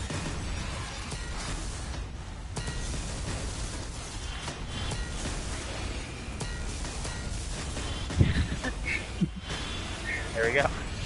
First way. Yay! Alright, don't run too far ahead. This next part has a quote-unquote, like, hidden chest. It's not really a hidden chest, it's just like, you gotta be quick. This one is a run and gun. So don't do anything yet. You'll see a barrier. Well, the door's gonna close now. Basically, you run through this as quickly as possible and kill the streaker as quickly as possible and get through it.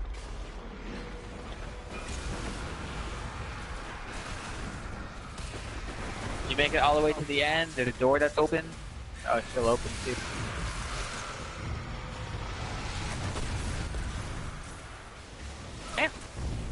Yeah. No, don't worry, we're open doors.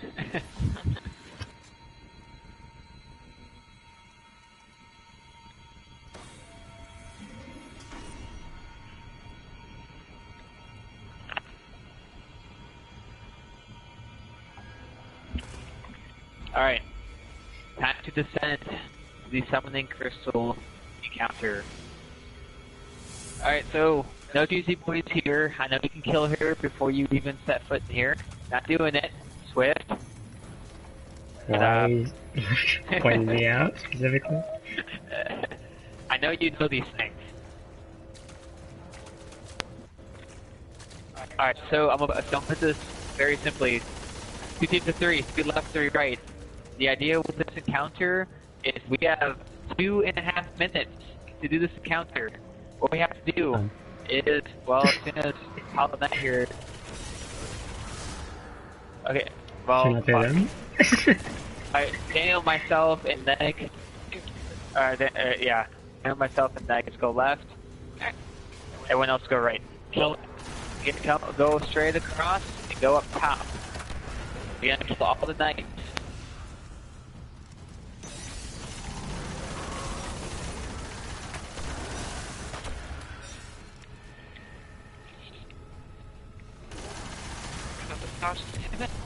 And once you kill most of the ads, you're gonna have more ads spawn out of these little doors, and a wizard's gonna spawn.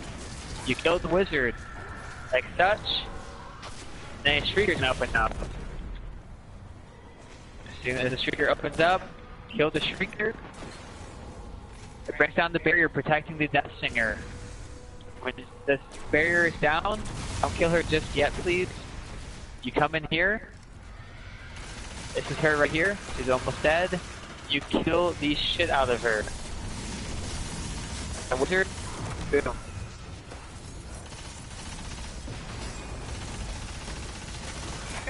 Where you going?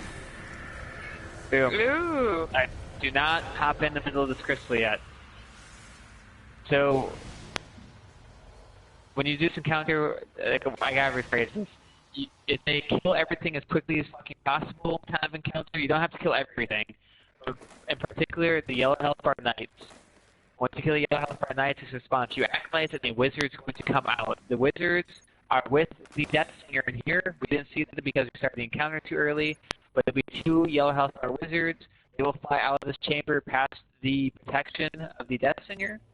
Once you kill them, it causes the Shriekers to open up. Once the Shriekers are open up, you kill both Shriekers, it brings down the protective barrier protecting the Death Singer in here. And you basically come in here and you kill her as quickly as possible. Now on the challenge mode or the hard mode for this, there's an alternative ending to this specific encounter, where if you kill every single thing in here, it will trigger her to do an automatic countdown to wipe us, on top of just a normal wiping sequence. And essentially you will cause the sword bearer to spawn, and you can kill her with a sword spawned by the sword bearer. It's actually the challenge for it, but coming in here and doing it this way is a lot quicker, and we're not doing challenge because we don't actually have that applying to us with this raid. Now, we get to Big Boy Crota, one of the coolest spawn sequences in the game. My favorite. I'll break this down. First of all, there's not a whole lot of team breakdowns here. You essentially, in normal circumstances, you're going to have a sword runner or the sword holder, and you're going to have 5 people who are going to take down Crota's shield. When we spawn, like the whole menagerie, Hive only understands sword logic thing, actually does apply here. You kill Crota with a sword. So how this goes is start the encounter, and you'll notice right off the bat, there is no health regeneration. You do not physically regenerate health unless you actually have armor perks on. They regenerate health whenever you pick up an orb, or you have a weapon called Red Death, which when you kill ads, will regenerate health for you. There is, however, an item that will spawn. It's down below, right in front of the small center door. It's called the Chalice of Light. Whoever holds this item will regenerate their health. At the same time, this Chalice of Light can be passed off to anyone. So anyone who needs it can gladly, you can pass it off to everyone 1,000 times in a second. People can just keep holding square and they'll pick up the Chalice of Light. But whoever really needs it is going to have it. Now, to do damage to Crota, Crota is protected by an overshield. To bring down his overshield is literally aping the shit out of him with weapons, doing consistent damage. If there is even a second without damage being done to him to bring down his shield, his whole thing will come back up, and you have to do damage to the shield again.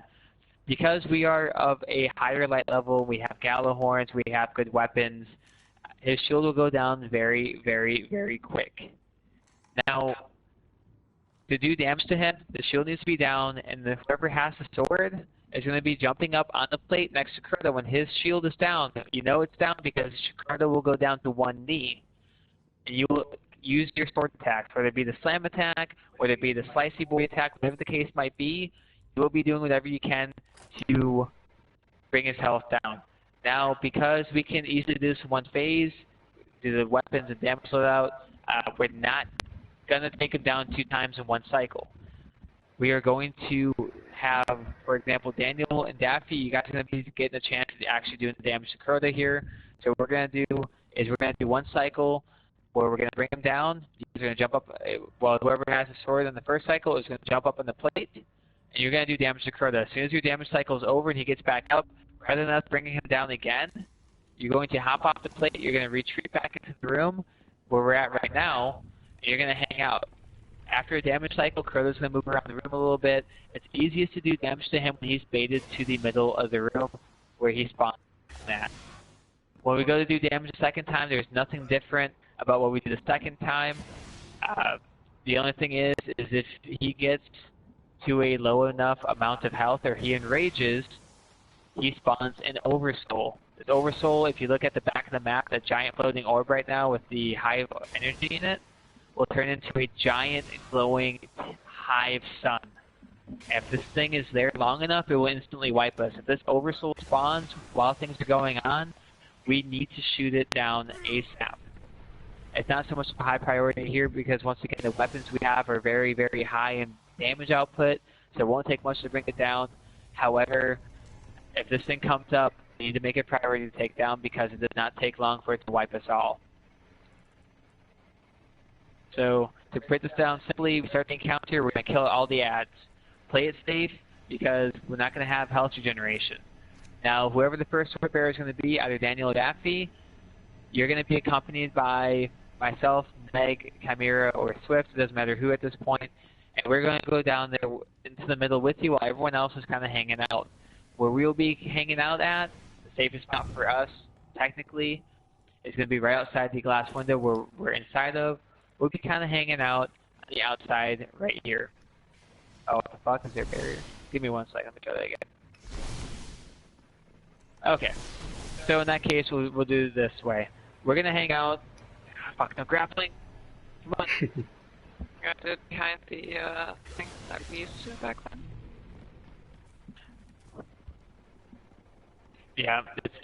Yeah, so either side. So what we'll go out at is, we'll go out the left-hand side to keep things simple. We'll go out the left-hand side, and for the other people that aren't going to be doing damage to Crota or accompanying you guys down below, we'll be back here. Whenever you get your sword, you're going to get your sword, and it's personal preference. You can either go up on the left or right-hand side to jump up onto the platform. You can even go up to the middle, but if you want to play it safe, you can go up here with the sword and hang out in this corner where I'm bagging at. Crota might peek around the corner and try lighting you up back here, but it's either this side or it's equivalent on the other side, you kind of hang out back here. When you are ready for us to take down his shield, and you're ready to go up and do damage to him, you would tell us to fire at the boss. As soon as we start firing at him, he's probably going to turn his attention away from you and turn to us. As soon as you see the rockets start hitting him, jump up on the plate, go up to him and start hitting the shit out of him. Either slamming him, doing your sword swipes, whatever the case might be, do whatever. As soon as his overshield comes back up, you're either going to see him immune, or you're going to see him get up from off his knee. You get the fuck off this plate ASAP. That's right. To spawn the Oversoul, someone has to die. So if someone dies, this spawns the Oversoul. So as soon as he gets up from off his knee, hop off the plate, and make your way back into the room where we started the encounter at, which is going to be in here. From in here, we'll have Chalice of Light, so we'll pass it around to whoever needs health regeneration, and then Crota will, I think, move over to the right-hand side first, and hang on over there for a little while. As soon as he moves back to the middle on the outside, spawns in at, we'll move out, we'll hunt down the sword bearer, the next one that came out, and we'll rinse and repeat the process.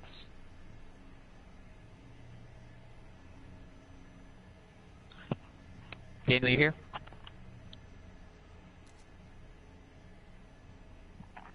Oh shit. Oh, probably not.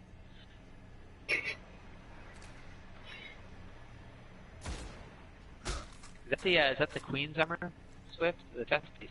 That's the you get from the judge. Nice. Okay. Do I have that piece? Yep. Yeah, I got you. Oh, I think I have a piece too. Yeah. Yeah. I think you're the only one, motherfucker. You got this man, Swift? The thriller one?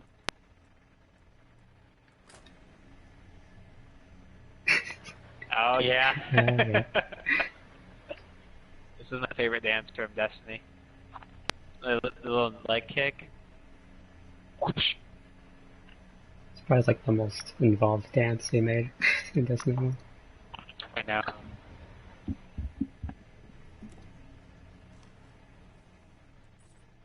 This is still my favorite emote. This is when the slow clap was a legendary emote, by the way. In this game.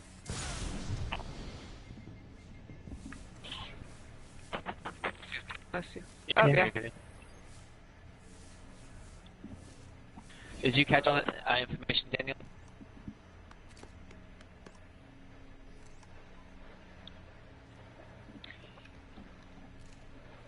Alright, so just let me show you really quick where you're going to go to when you're waiting for us. Oh, well, yeah. I'll wait. Ours? That Relic Irons? I thought that was, oh, that's right, the Seraphite, or not Seraphite, the Subtersearch is like an acid, or something like that on, Earth. Metal. Oh, intellect is super regeneration. Is it? No, intellect is super, discipline is grenades, and your strength is for your melee cooldown. So for this one, supers aren't really going to play a part here. It's going to be...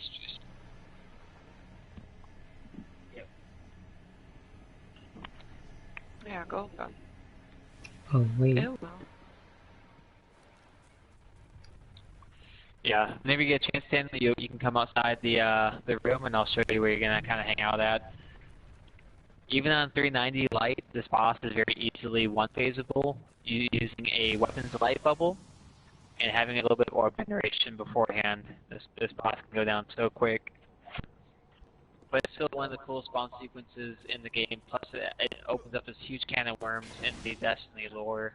It's the coolest spawn sequence in both games. I still think Axis has a cool one, because I just like how pissed off he sounds when you shoot him down. Come outside, Daniel. Yeah, you can go around the outside. And if you unplug your Untitled Charger.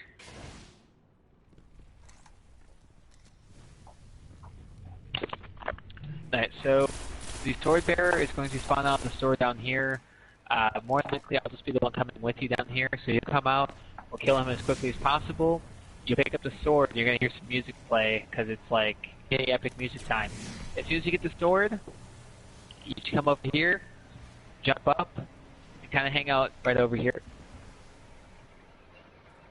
And then when you're ready to go, let us know to go ahead and fire at the boss.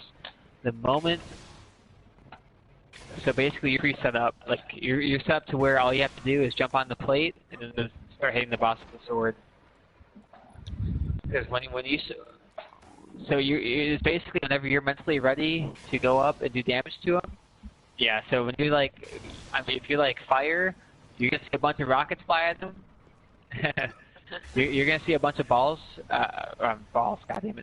You're gonna see a bunch of rockets fly at them. The moment you see the first rocket hit him, jump up on the plate and then start just slamming him.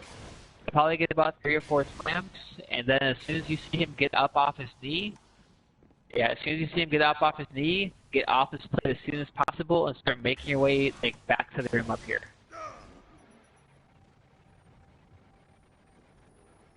Yep.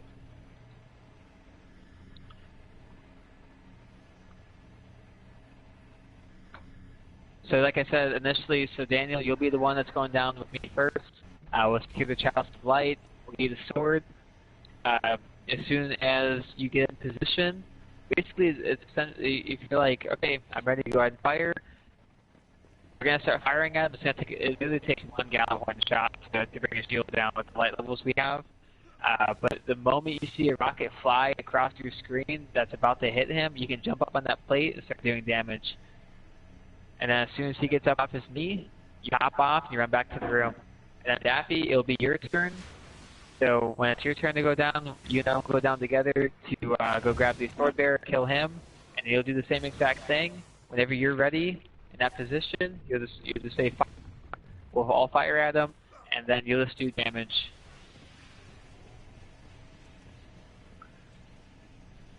Now, like I said, generally there's actually more than enough time to break him down 3 times, but just because you guys have not had the opportunity to get experience killing this guy, we gave you guys both the chance to use the sword.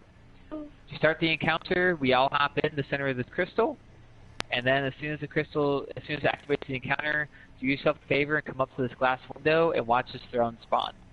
Yeah, make sure you just stand in the front area already, like right about here. So after we start the encounter, by hopping in this, then come up to the window. After we start the encounter. Yep, go for it. Alright, go up to the window.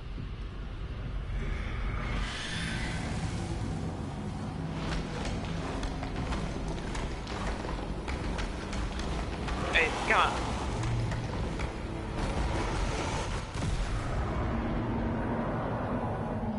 Gotta get ready for ads, we have no health regeneration. Oh, fuck, I swapped my super rifle button.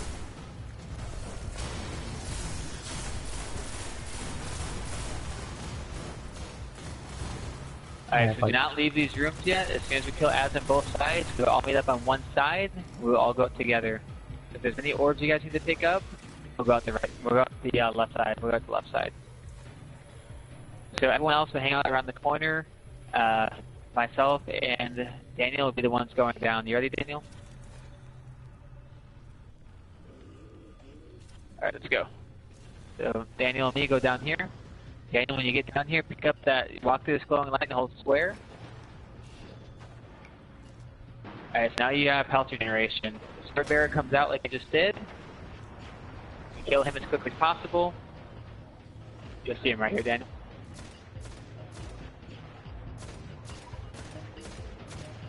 Alright, so pick up the sword. And then you go up to your position. And that's now when you're ready for us to fire at.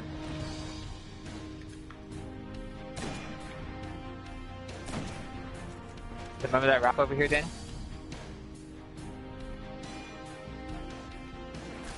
Yeah. Oh.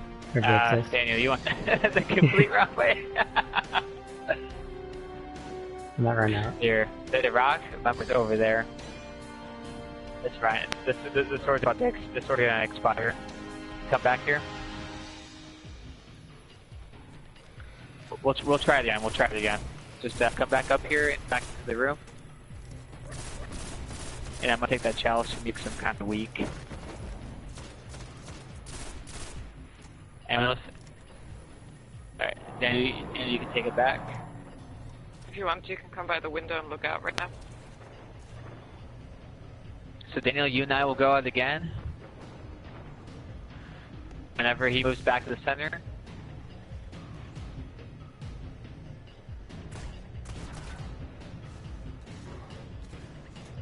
Yeah. Oh, you're fine.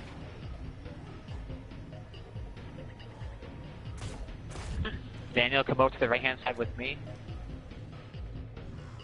So if you look off the side of this stone, like in that back corner over there. That's fine. He'll move in a moment. No, you can hold on to it. It is a one-hit kill if you go up and he hits you before you. Alright, let's go, Daniel.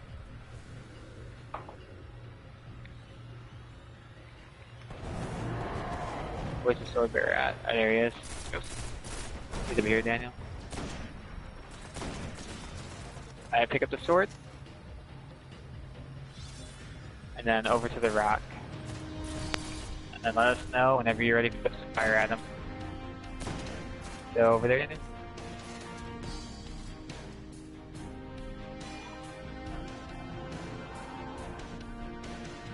Are you ready? Oh. Fire.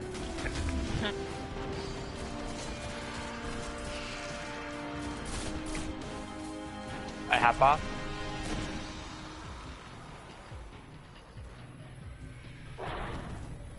Yeah. Yep, so actually we're gonna have ogres spawn in this cycle, so it's gonna be a little bit more rough. Come out back over here, Daniel.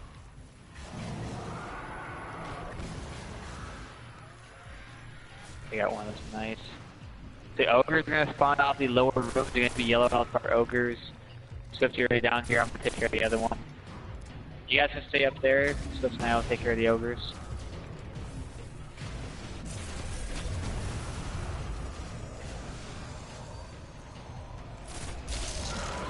Ogre down.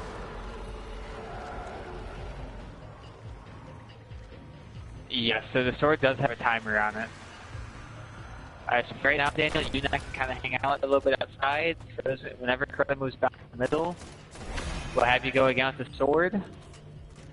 And then we'll let Daphne go up and finish him off. So make sure you get the chalice back.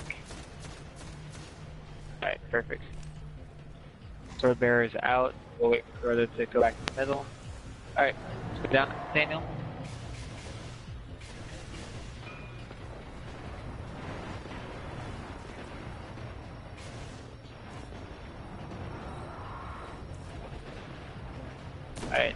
Alright, Daniel, go ahead and pick it up. Same thing as before.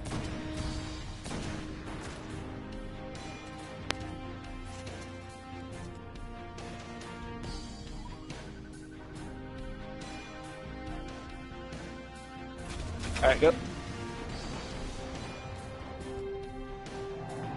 Is there mic up there? Hop off. Alright. So Daphne. You come over here, meet up with myself and Daniel. You'll be going down next. To pick up the chalice from Daniel.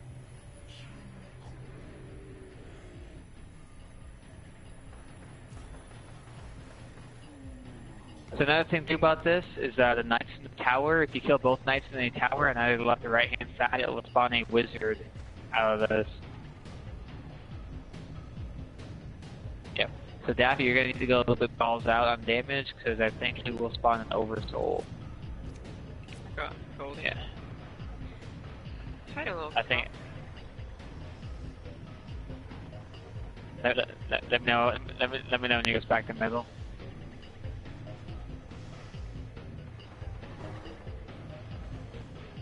Watch out.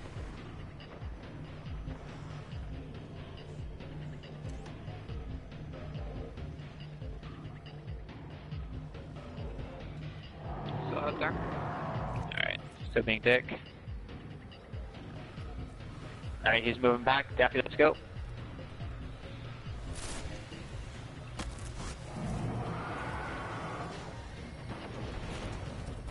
Alright, here's your sword bear right here, Daffy. Alright, whenever you're ready, tell us to fire.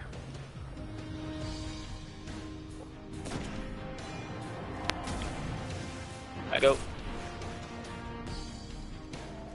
Daphne, you're gonna go for two of them to hop off. That's when you're ready. Go.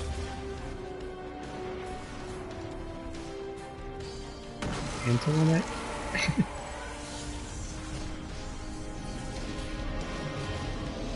Congratulations. Perfect.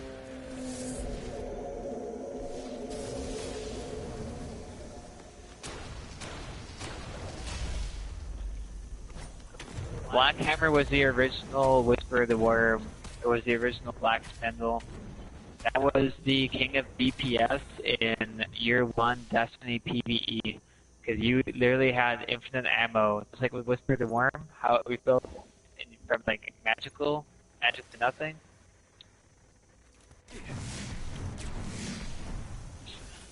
So Crota, before he dies,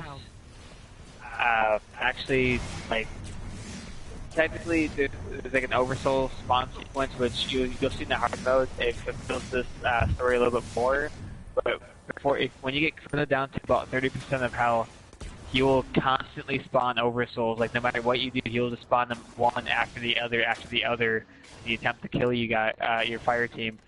And him doing this, he also is like a signal out to Oryx, like he's like, this is like, I'm about to get killed kind of thing. So that's what Oryx receives, and that's what brings Oryx to the system and why Oryx is after us.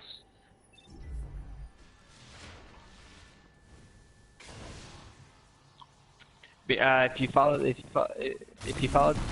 Taken King storyline, it has like the lore and dialogue in there. Plus, like the lore books for Destiny 1 also go into that a little bit too.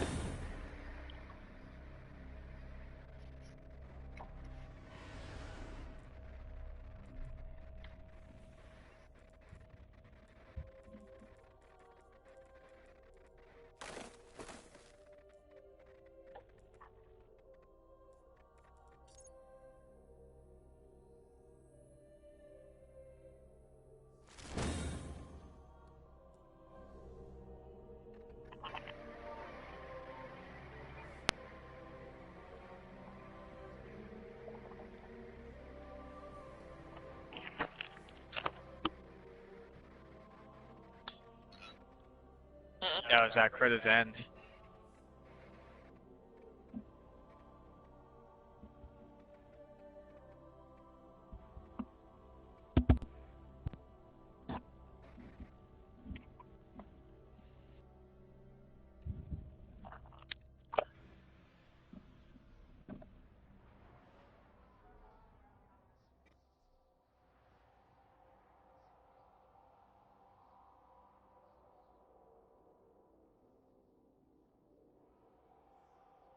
So really quick, Lana, is the Touch of Malice that technically a weapon of sorrow? I think it is, isn't it? I pretty much think it is. No, okay.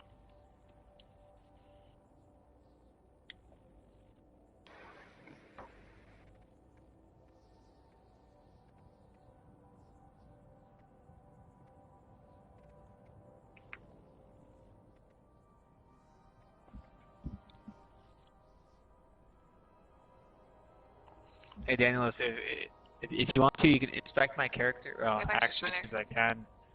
If you want a little bit of like really quick lore from Eris, like one of the weapons of sorrow you get is actually from Oryx's. Well, I think of it as like Oryx's heart kind of thing, because you technically get it, make this weapon. If you look at my character, I have a weapon called the Touch of Malice on my primary.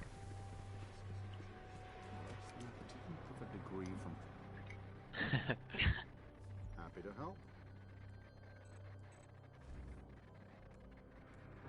Always interesting.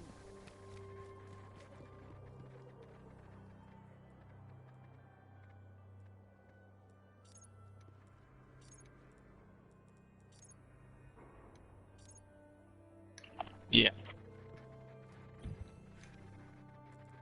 Yes. So the Touch of Malice is two perks of the weapon. It has infinite ammo, as in it never runs out of ammo, but the kicker is, so the last bullet in your magazine does double damage. But every time you fire it, you do damage to yourself. And it actually kills you.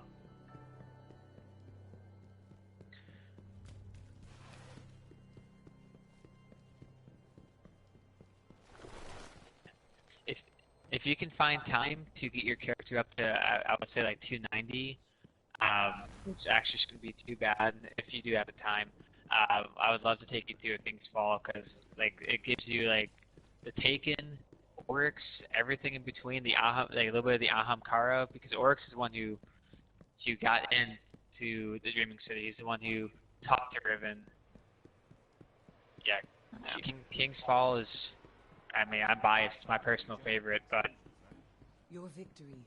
yeah, if you can get up to a little bit higher light level, I'd love to go through King's Fall, because it'll give you a much bigger appreciation. Yeah, okay. Thank you. It's Hive and Taken. Let's do it. City's not Yep, and then Wrath of the Machine, shelter. which is it's 370, so it's a little bit more of a grind. Wrath of the Machine is also a really fun one. That one is that's a Fallen. Yeah, it's basically Fallen.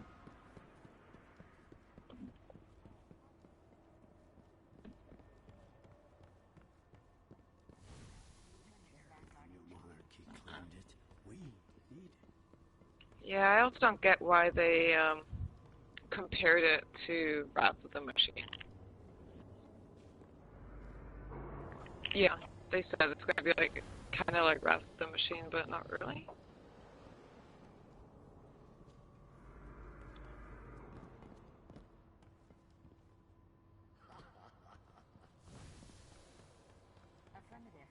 from Commander Zavala. Inbound regulars, scans show a ton of fallen armament in your cargo. Permanently secured. In the tower.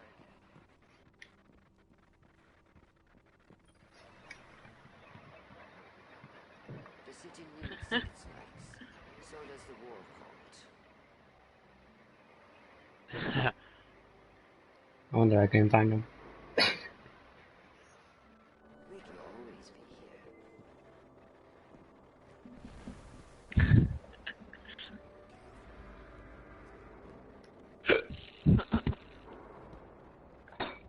Please watch your step, Guardian.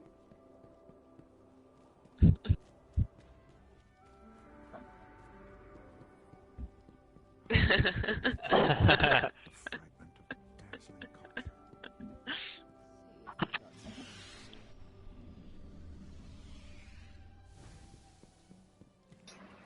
Dev order package. Spare parts.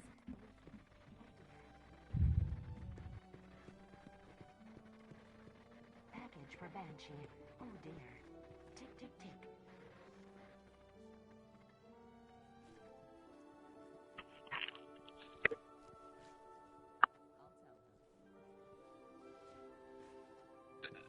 So, Oh, in yeah. year 1 it was easy, in year 3 it was still possible to do it, in year 3 it's just a little bit harder, but yeah, it's, like, soloing the raid wasn't that hard.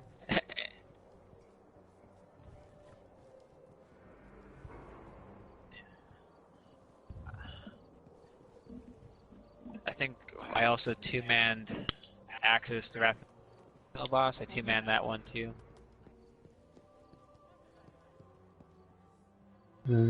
All the time in PS3.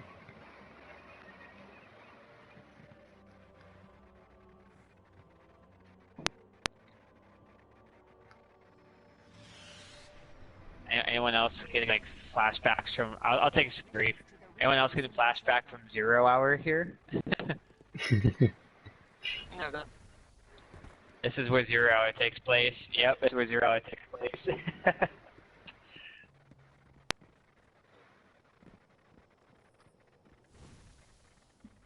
All right,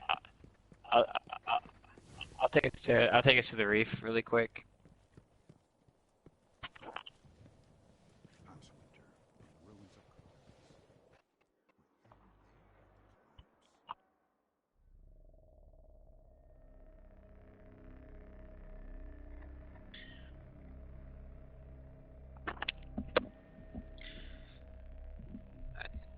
Let's see here.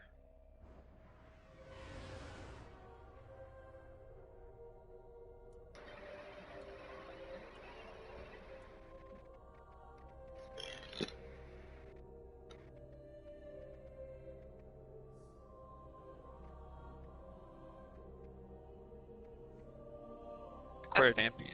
At the tower.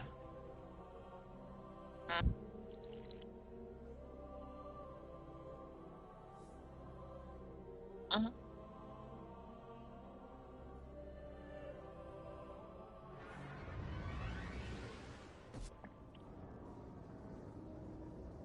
That's me. Yeah, that's.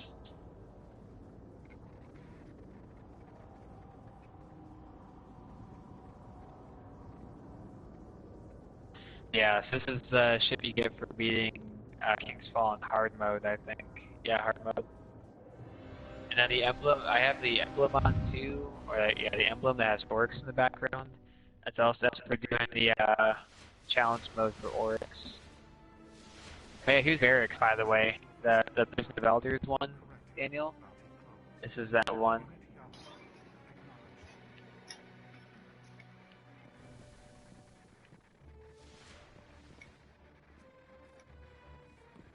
I think it would have been kinder to kill Skolos than to give him to Varys.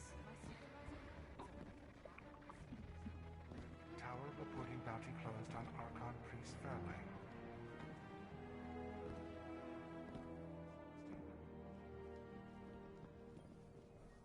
Man, strange coins, what the fuck?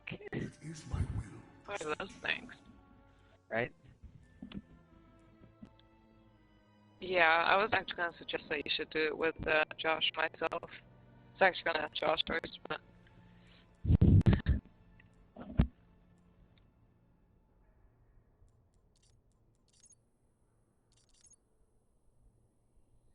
Accepted.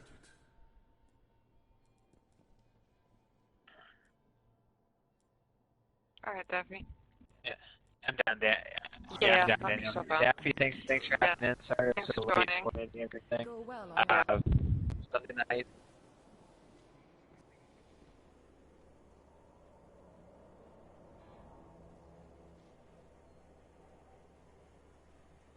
Com software updated. Yep, definitely.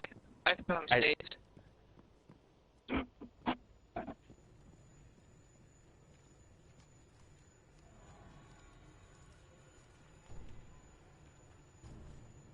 I got the further one save. I'm not sure if we recorded all of it last, but yeah, I can do that.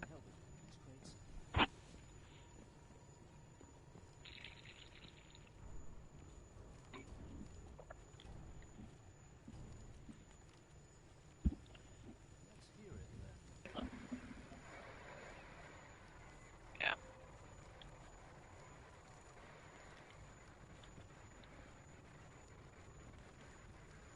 Yes. Yes, I'm down to that for that. I'll have to teach one beforehand probably, but I'll be down for it.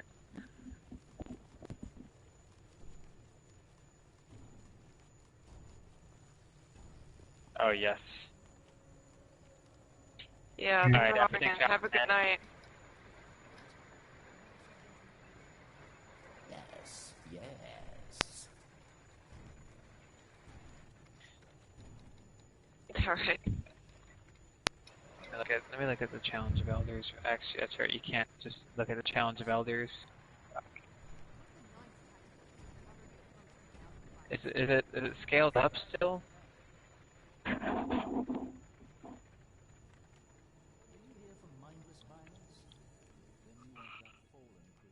Alright, I'll be off headset for a moment until Daniel comes back.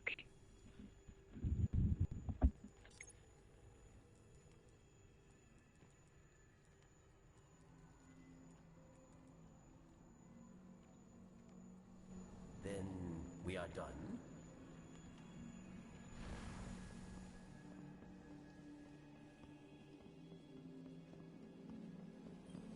Oh, you're good, man. You're good. I mean, the raids we're doing like fresh, like base level raids. So it wouldn't have been that hard.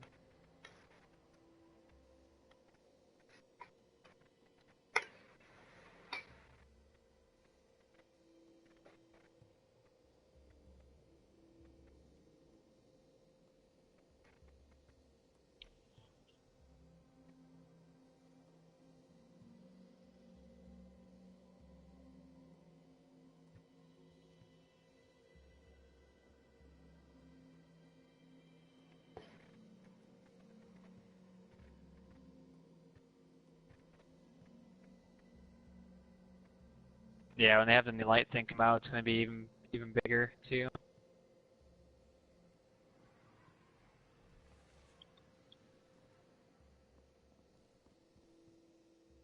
No, they can play like pretty much all the content from D1.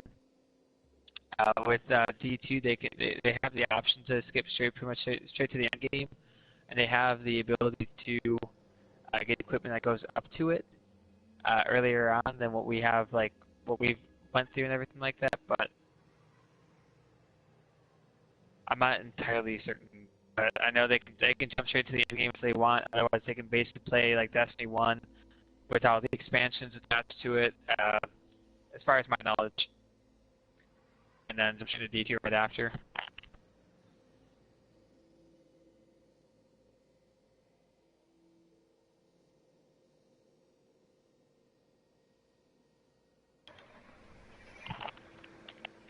Confirm for growth chamber.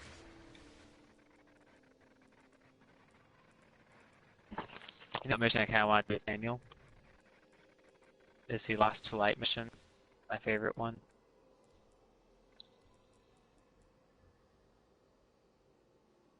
Yep.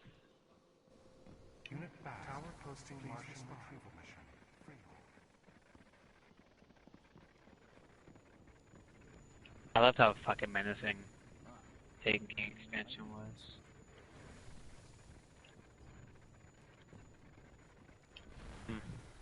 I think my first time I did that, that was a full solo player. I didn't have a clan. I LFG'd everything, but I think I full soloed the Black Spindle the first time with like 9 seconds left. But I had Race Lighter, so like I watched numerous fucking YouTube videos on people doing it, and I was like, yeah. Swift, you're an animal. What are you talking about?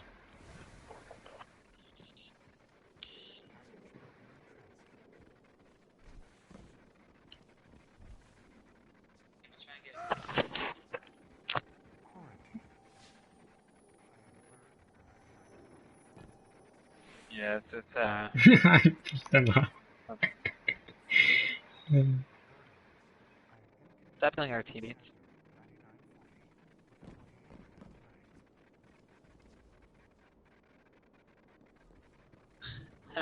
Hey, where'd you go? Yeah, where the fuck is Daniel? Is he stuck down? Wait, how did...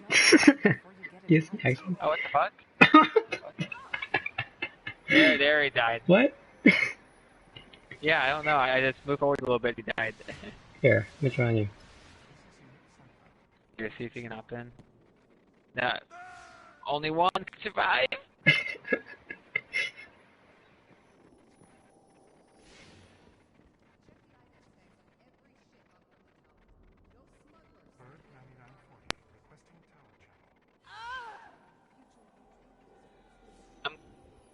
I'm kind of good.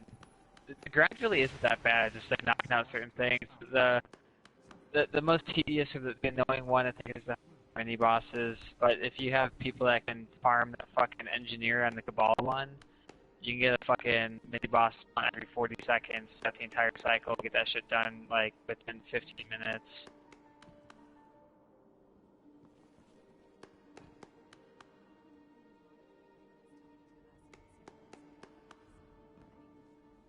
Yep.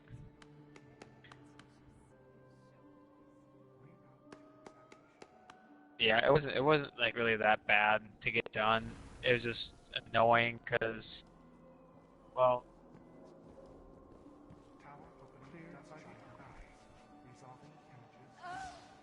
I think the assists count too because I definitely like.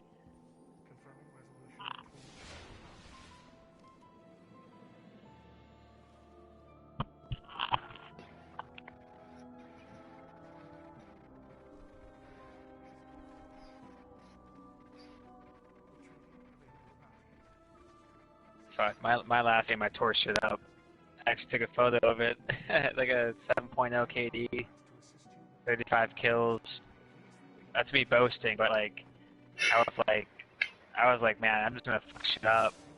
I went in, obviously I might not have forgotten, which I've finally found a good taste for using it again. But no, it was just a slaughter fest.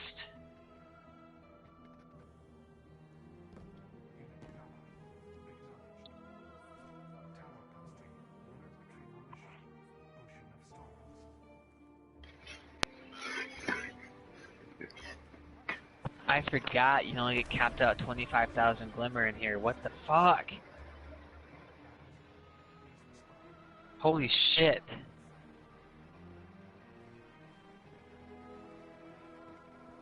Yep. I gotta see if I have a full set of raid gear that has everything with the ornaments on it. I think the Siva armor I do. You're not feeling well either. It's all these outsiders. Who knows what diseases they carry? From Praetorian Outpost 3.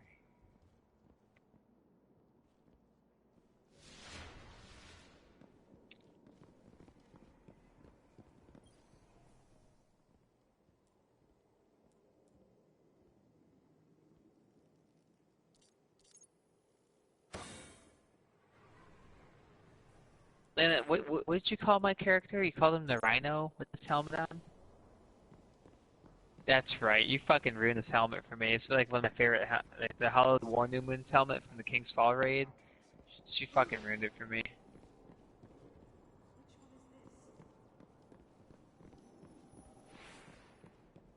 Oh, the Rune Wings. Man, I forget these fucking existed too. Tower opening Hygeia cluster bounty. I had like 10 blocks of heavy when I used that during Grota. For Guardians. Cleared by the Amethyst Guardians. Please report for bounties. No end. Please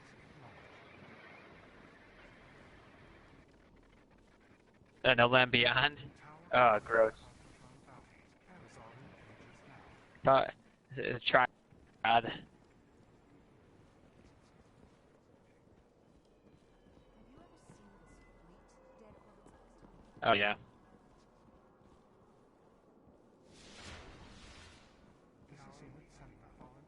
Oh yeah.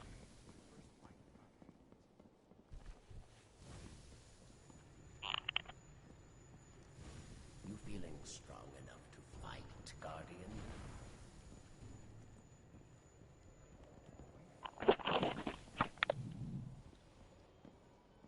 Dude, Dark Drinker. Last time I saw this. Yeah, I think the last one I did was Boltcaster, because I was just like, whatever, dude. I don't give a fuck about Boltcaster.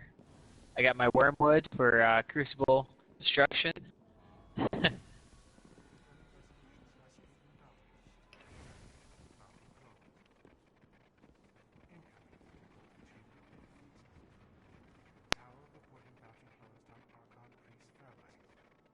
Let's see. Palindrome with my Look in the Chamber. Rifled Barrel. Yep. Oh man, that takes me back.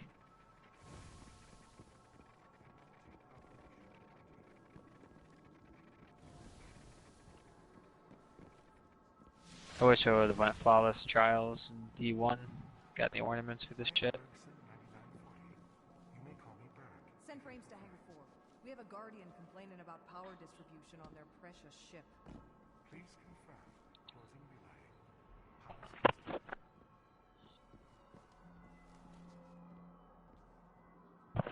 I think Daniel's response to the reactions actually made me really happy with this. Yeah. But then I said, like, feel like whenever we beat the raids the first time, it's like, holy shit, kind of thing. Well, for me, because you kind of, I had already done them. Resolving images now.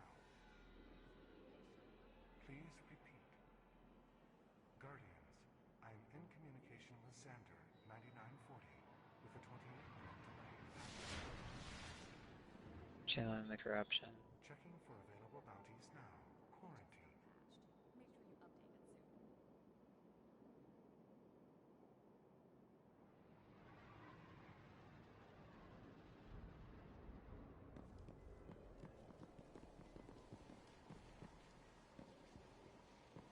Core frames down.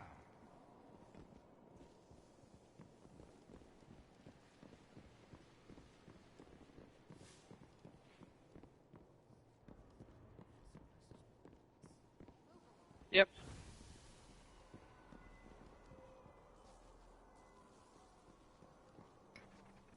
I got the exotic mark for the, I went through on each character and I got the exotic mark for each faction too, or whatever the fucking class item was. So if you got to rank 25 with Future War Cult, Dead Orbit, or Anarchy, you can have, essentially it's the only time in the game where you can have 2 exotics equipped in an armor slots. If you're pledged to them, like if I go to pledge to the Orbit right now, I can have an exotic chest piece on and I can have an exotic mark on. It's the only time that you could ever have 2 exotics equipped, either per armor or per weapon set.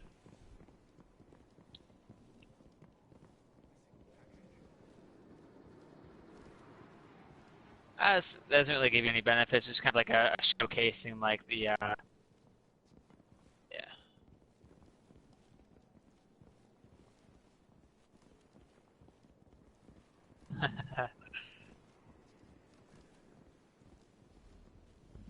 Software check begun.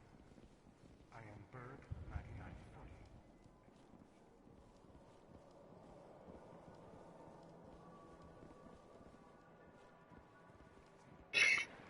Tower opening dust giant bounty. We're intimidating him, Swift. But he's the other Josh, okay? Don't want you find out about him like this. Yeah. Oh, he just invited me. Aw. Aw. Look at that. Aw. Look at that.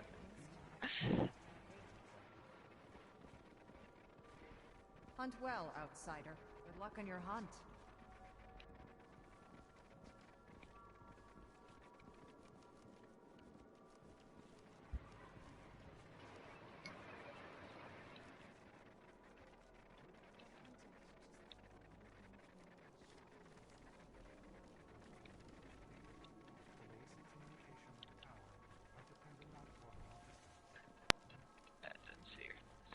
That sounds pretty good. Sorry, I'm sending a message right now. Alright. I'm gonna take us to orbit. Go ahead and pick it up. I'm not sure if you'll be able to, because I think the light level might be a little high.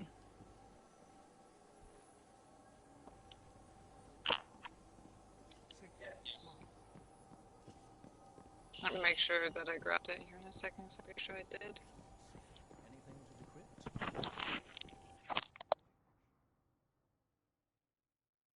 Yep.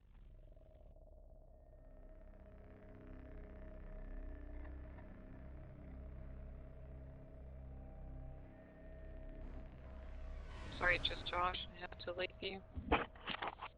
You're always leaving me.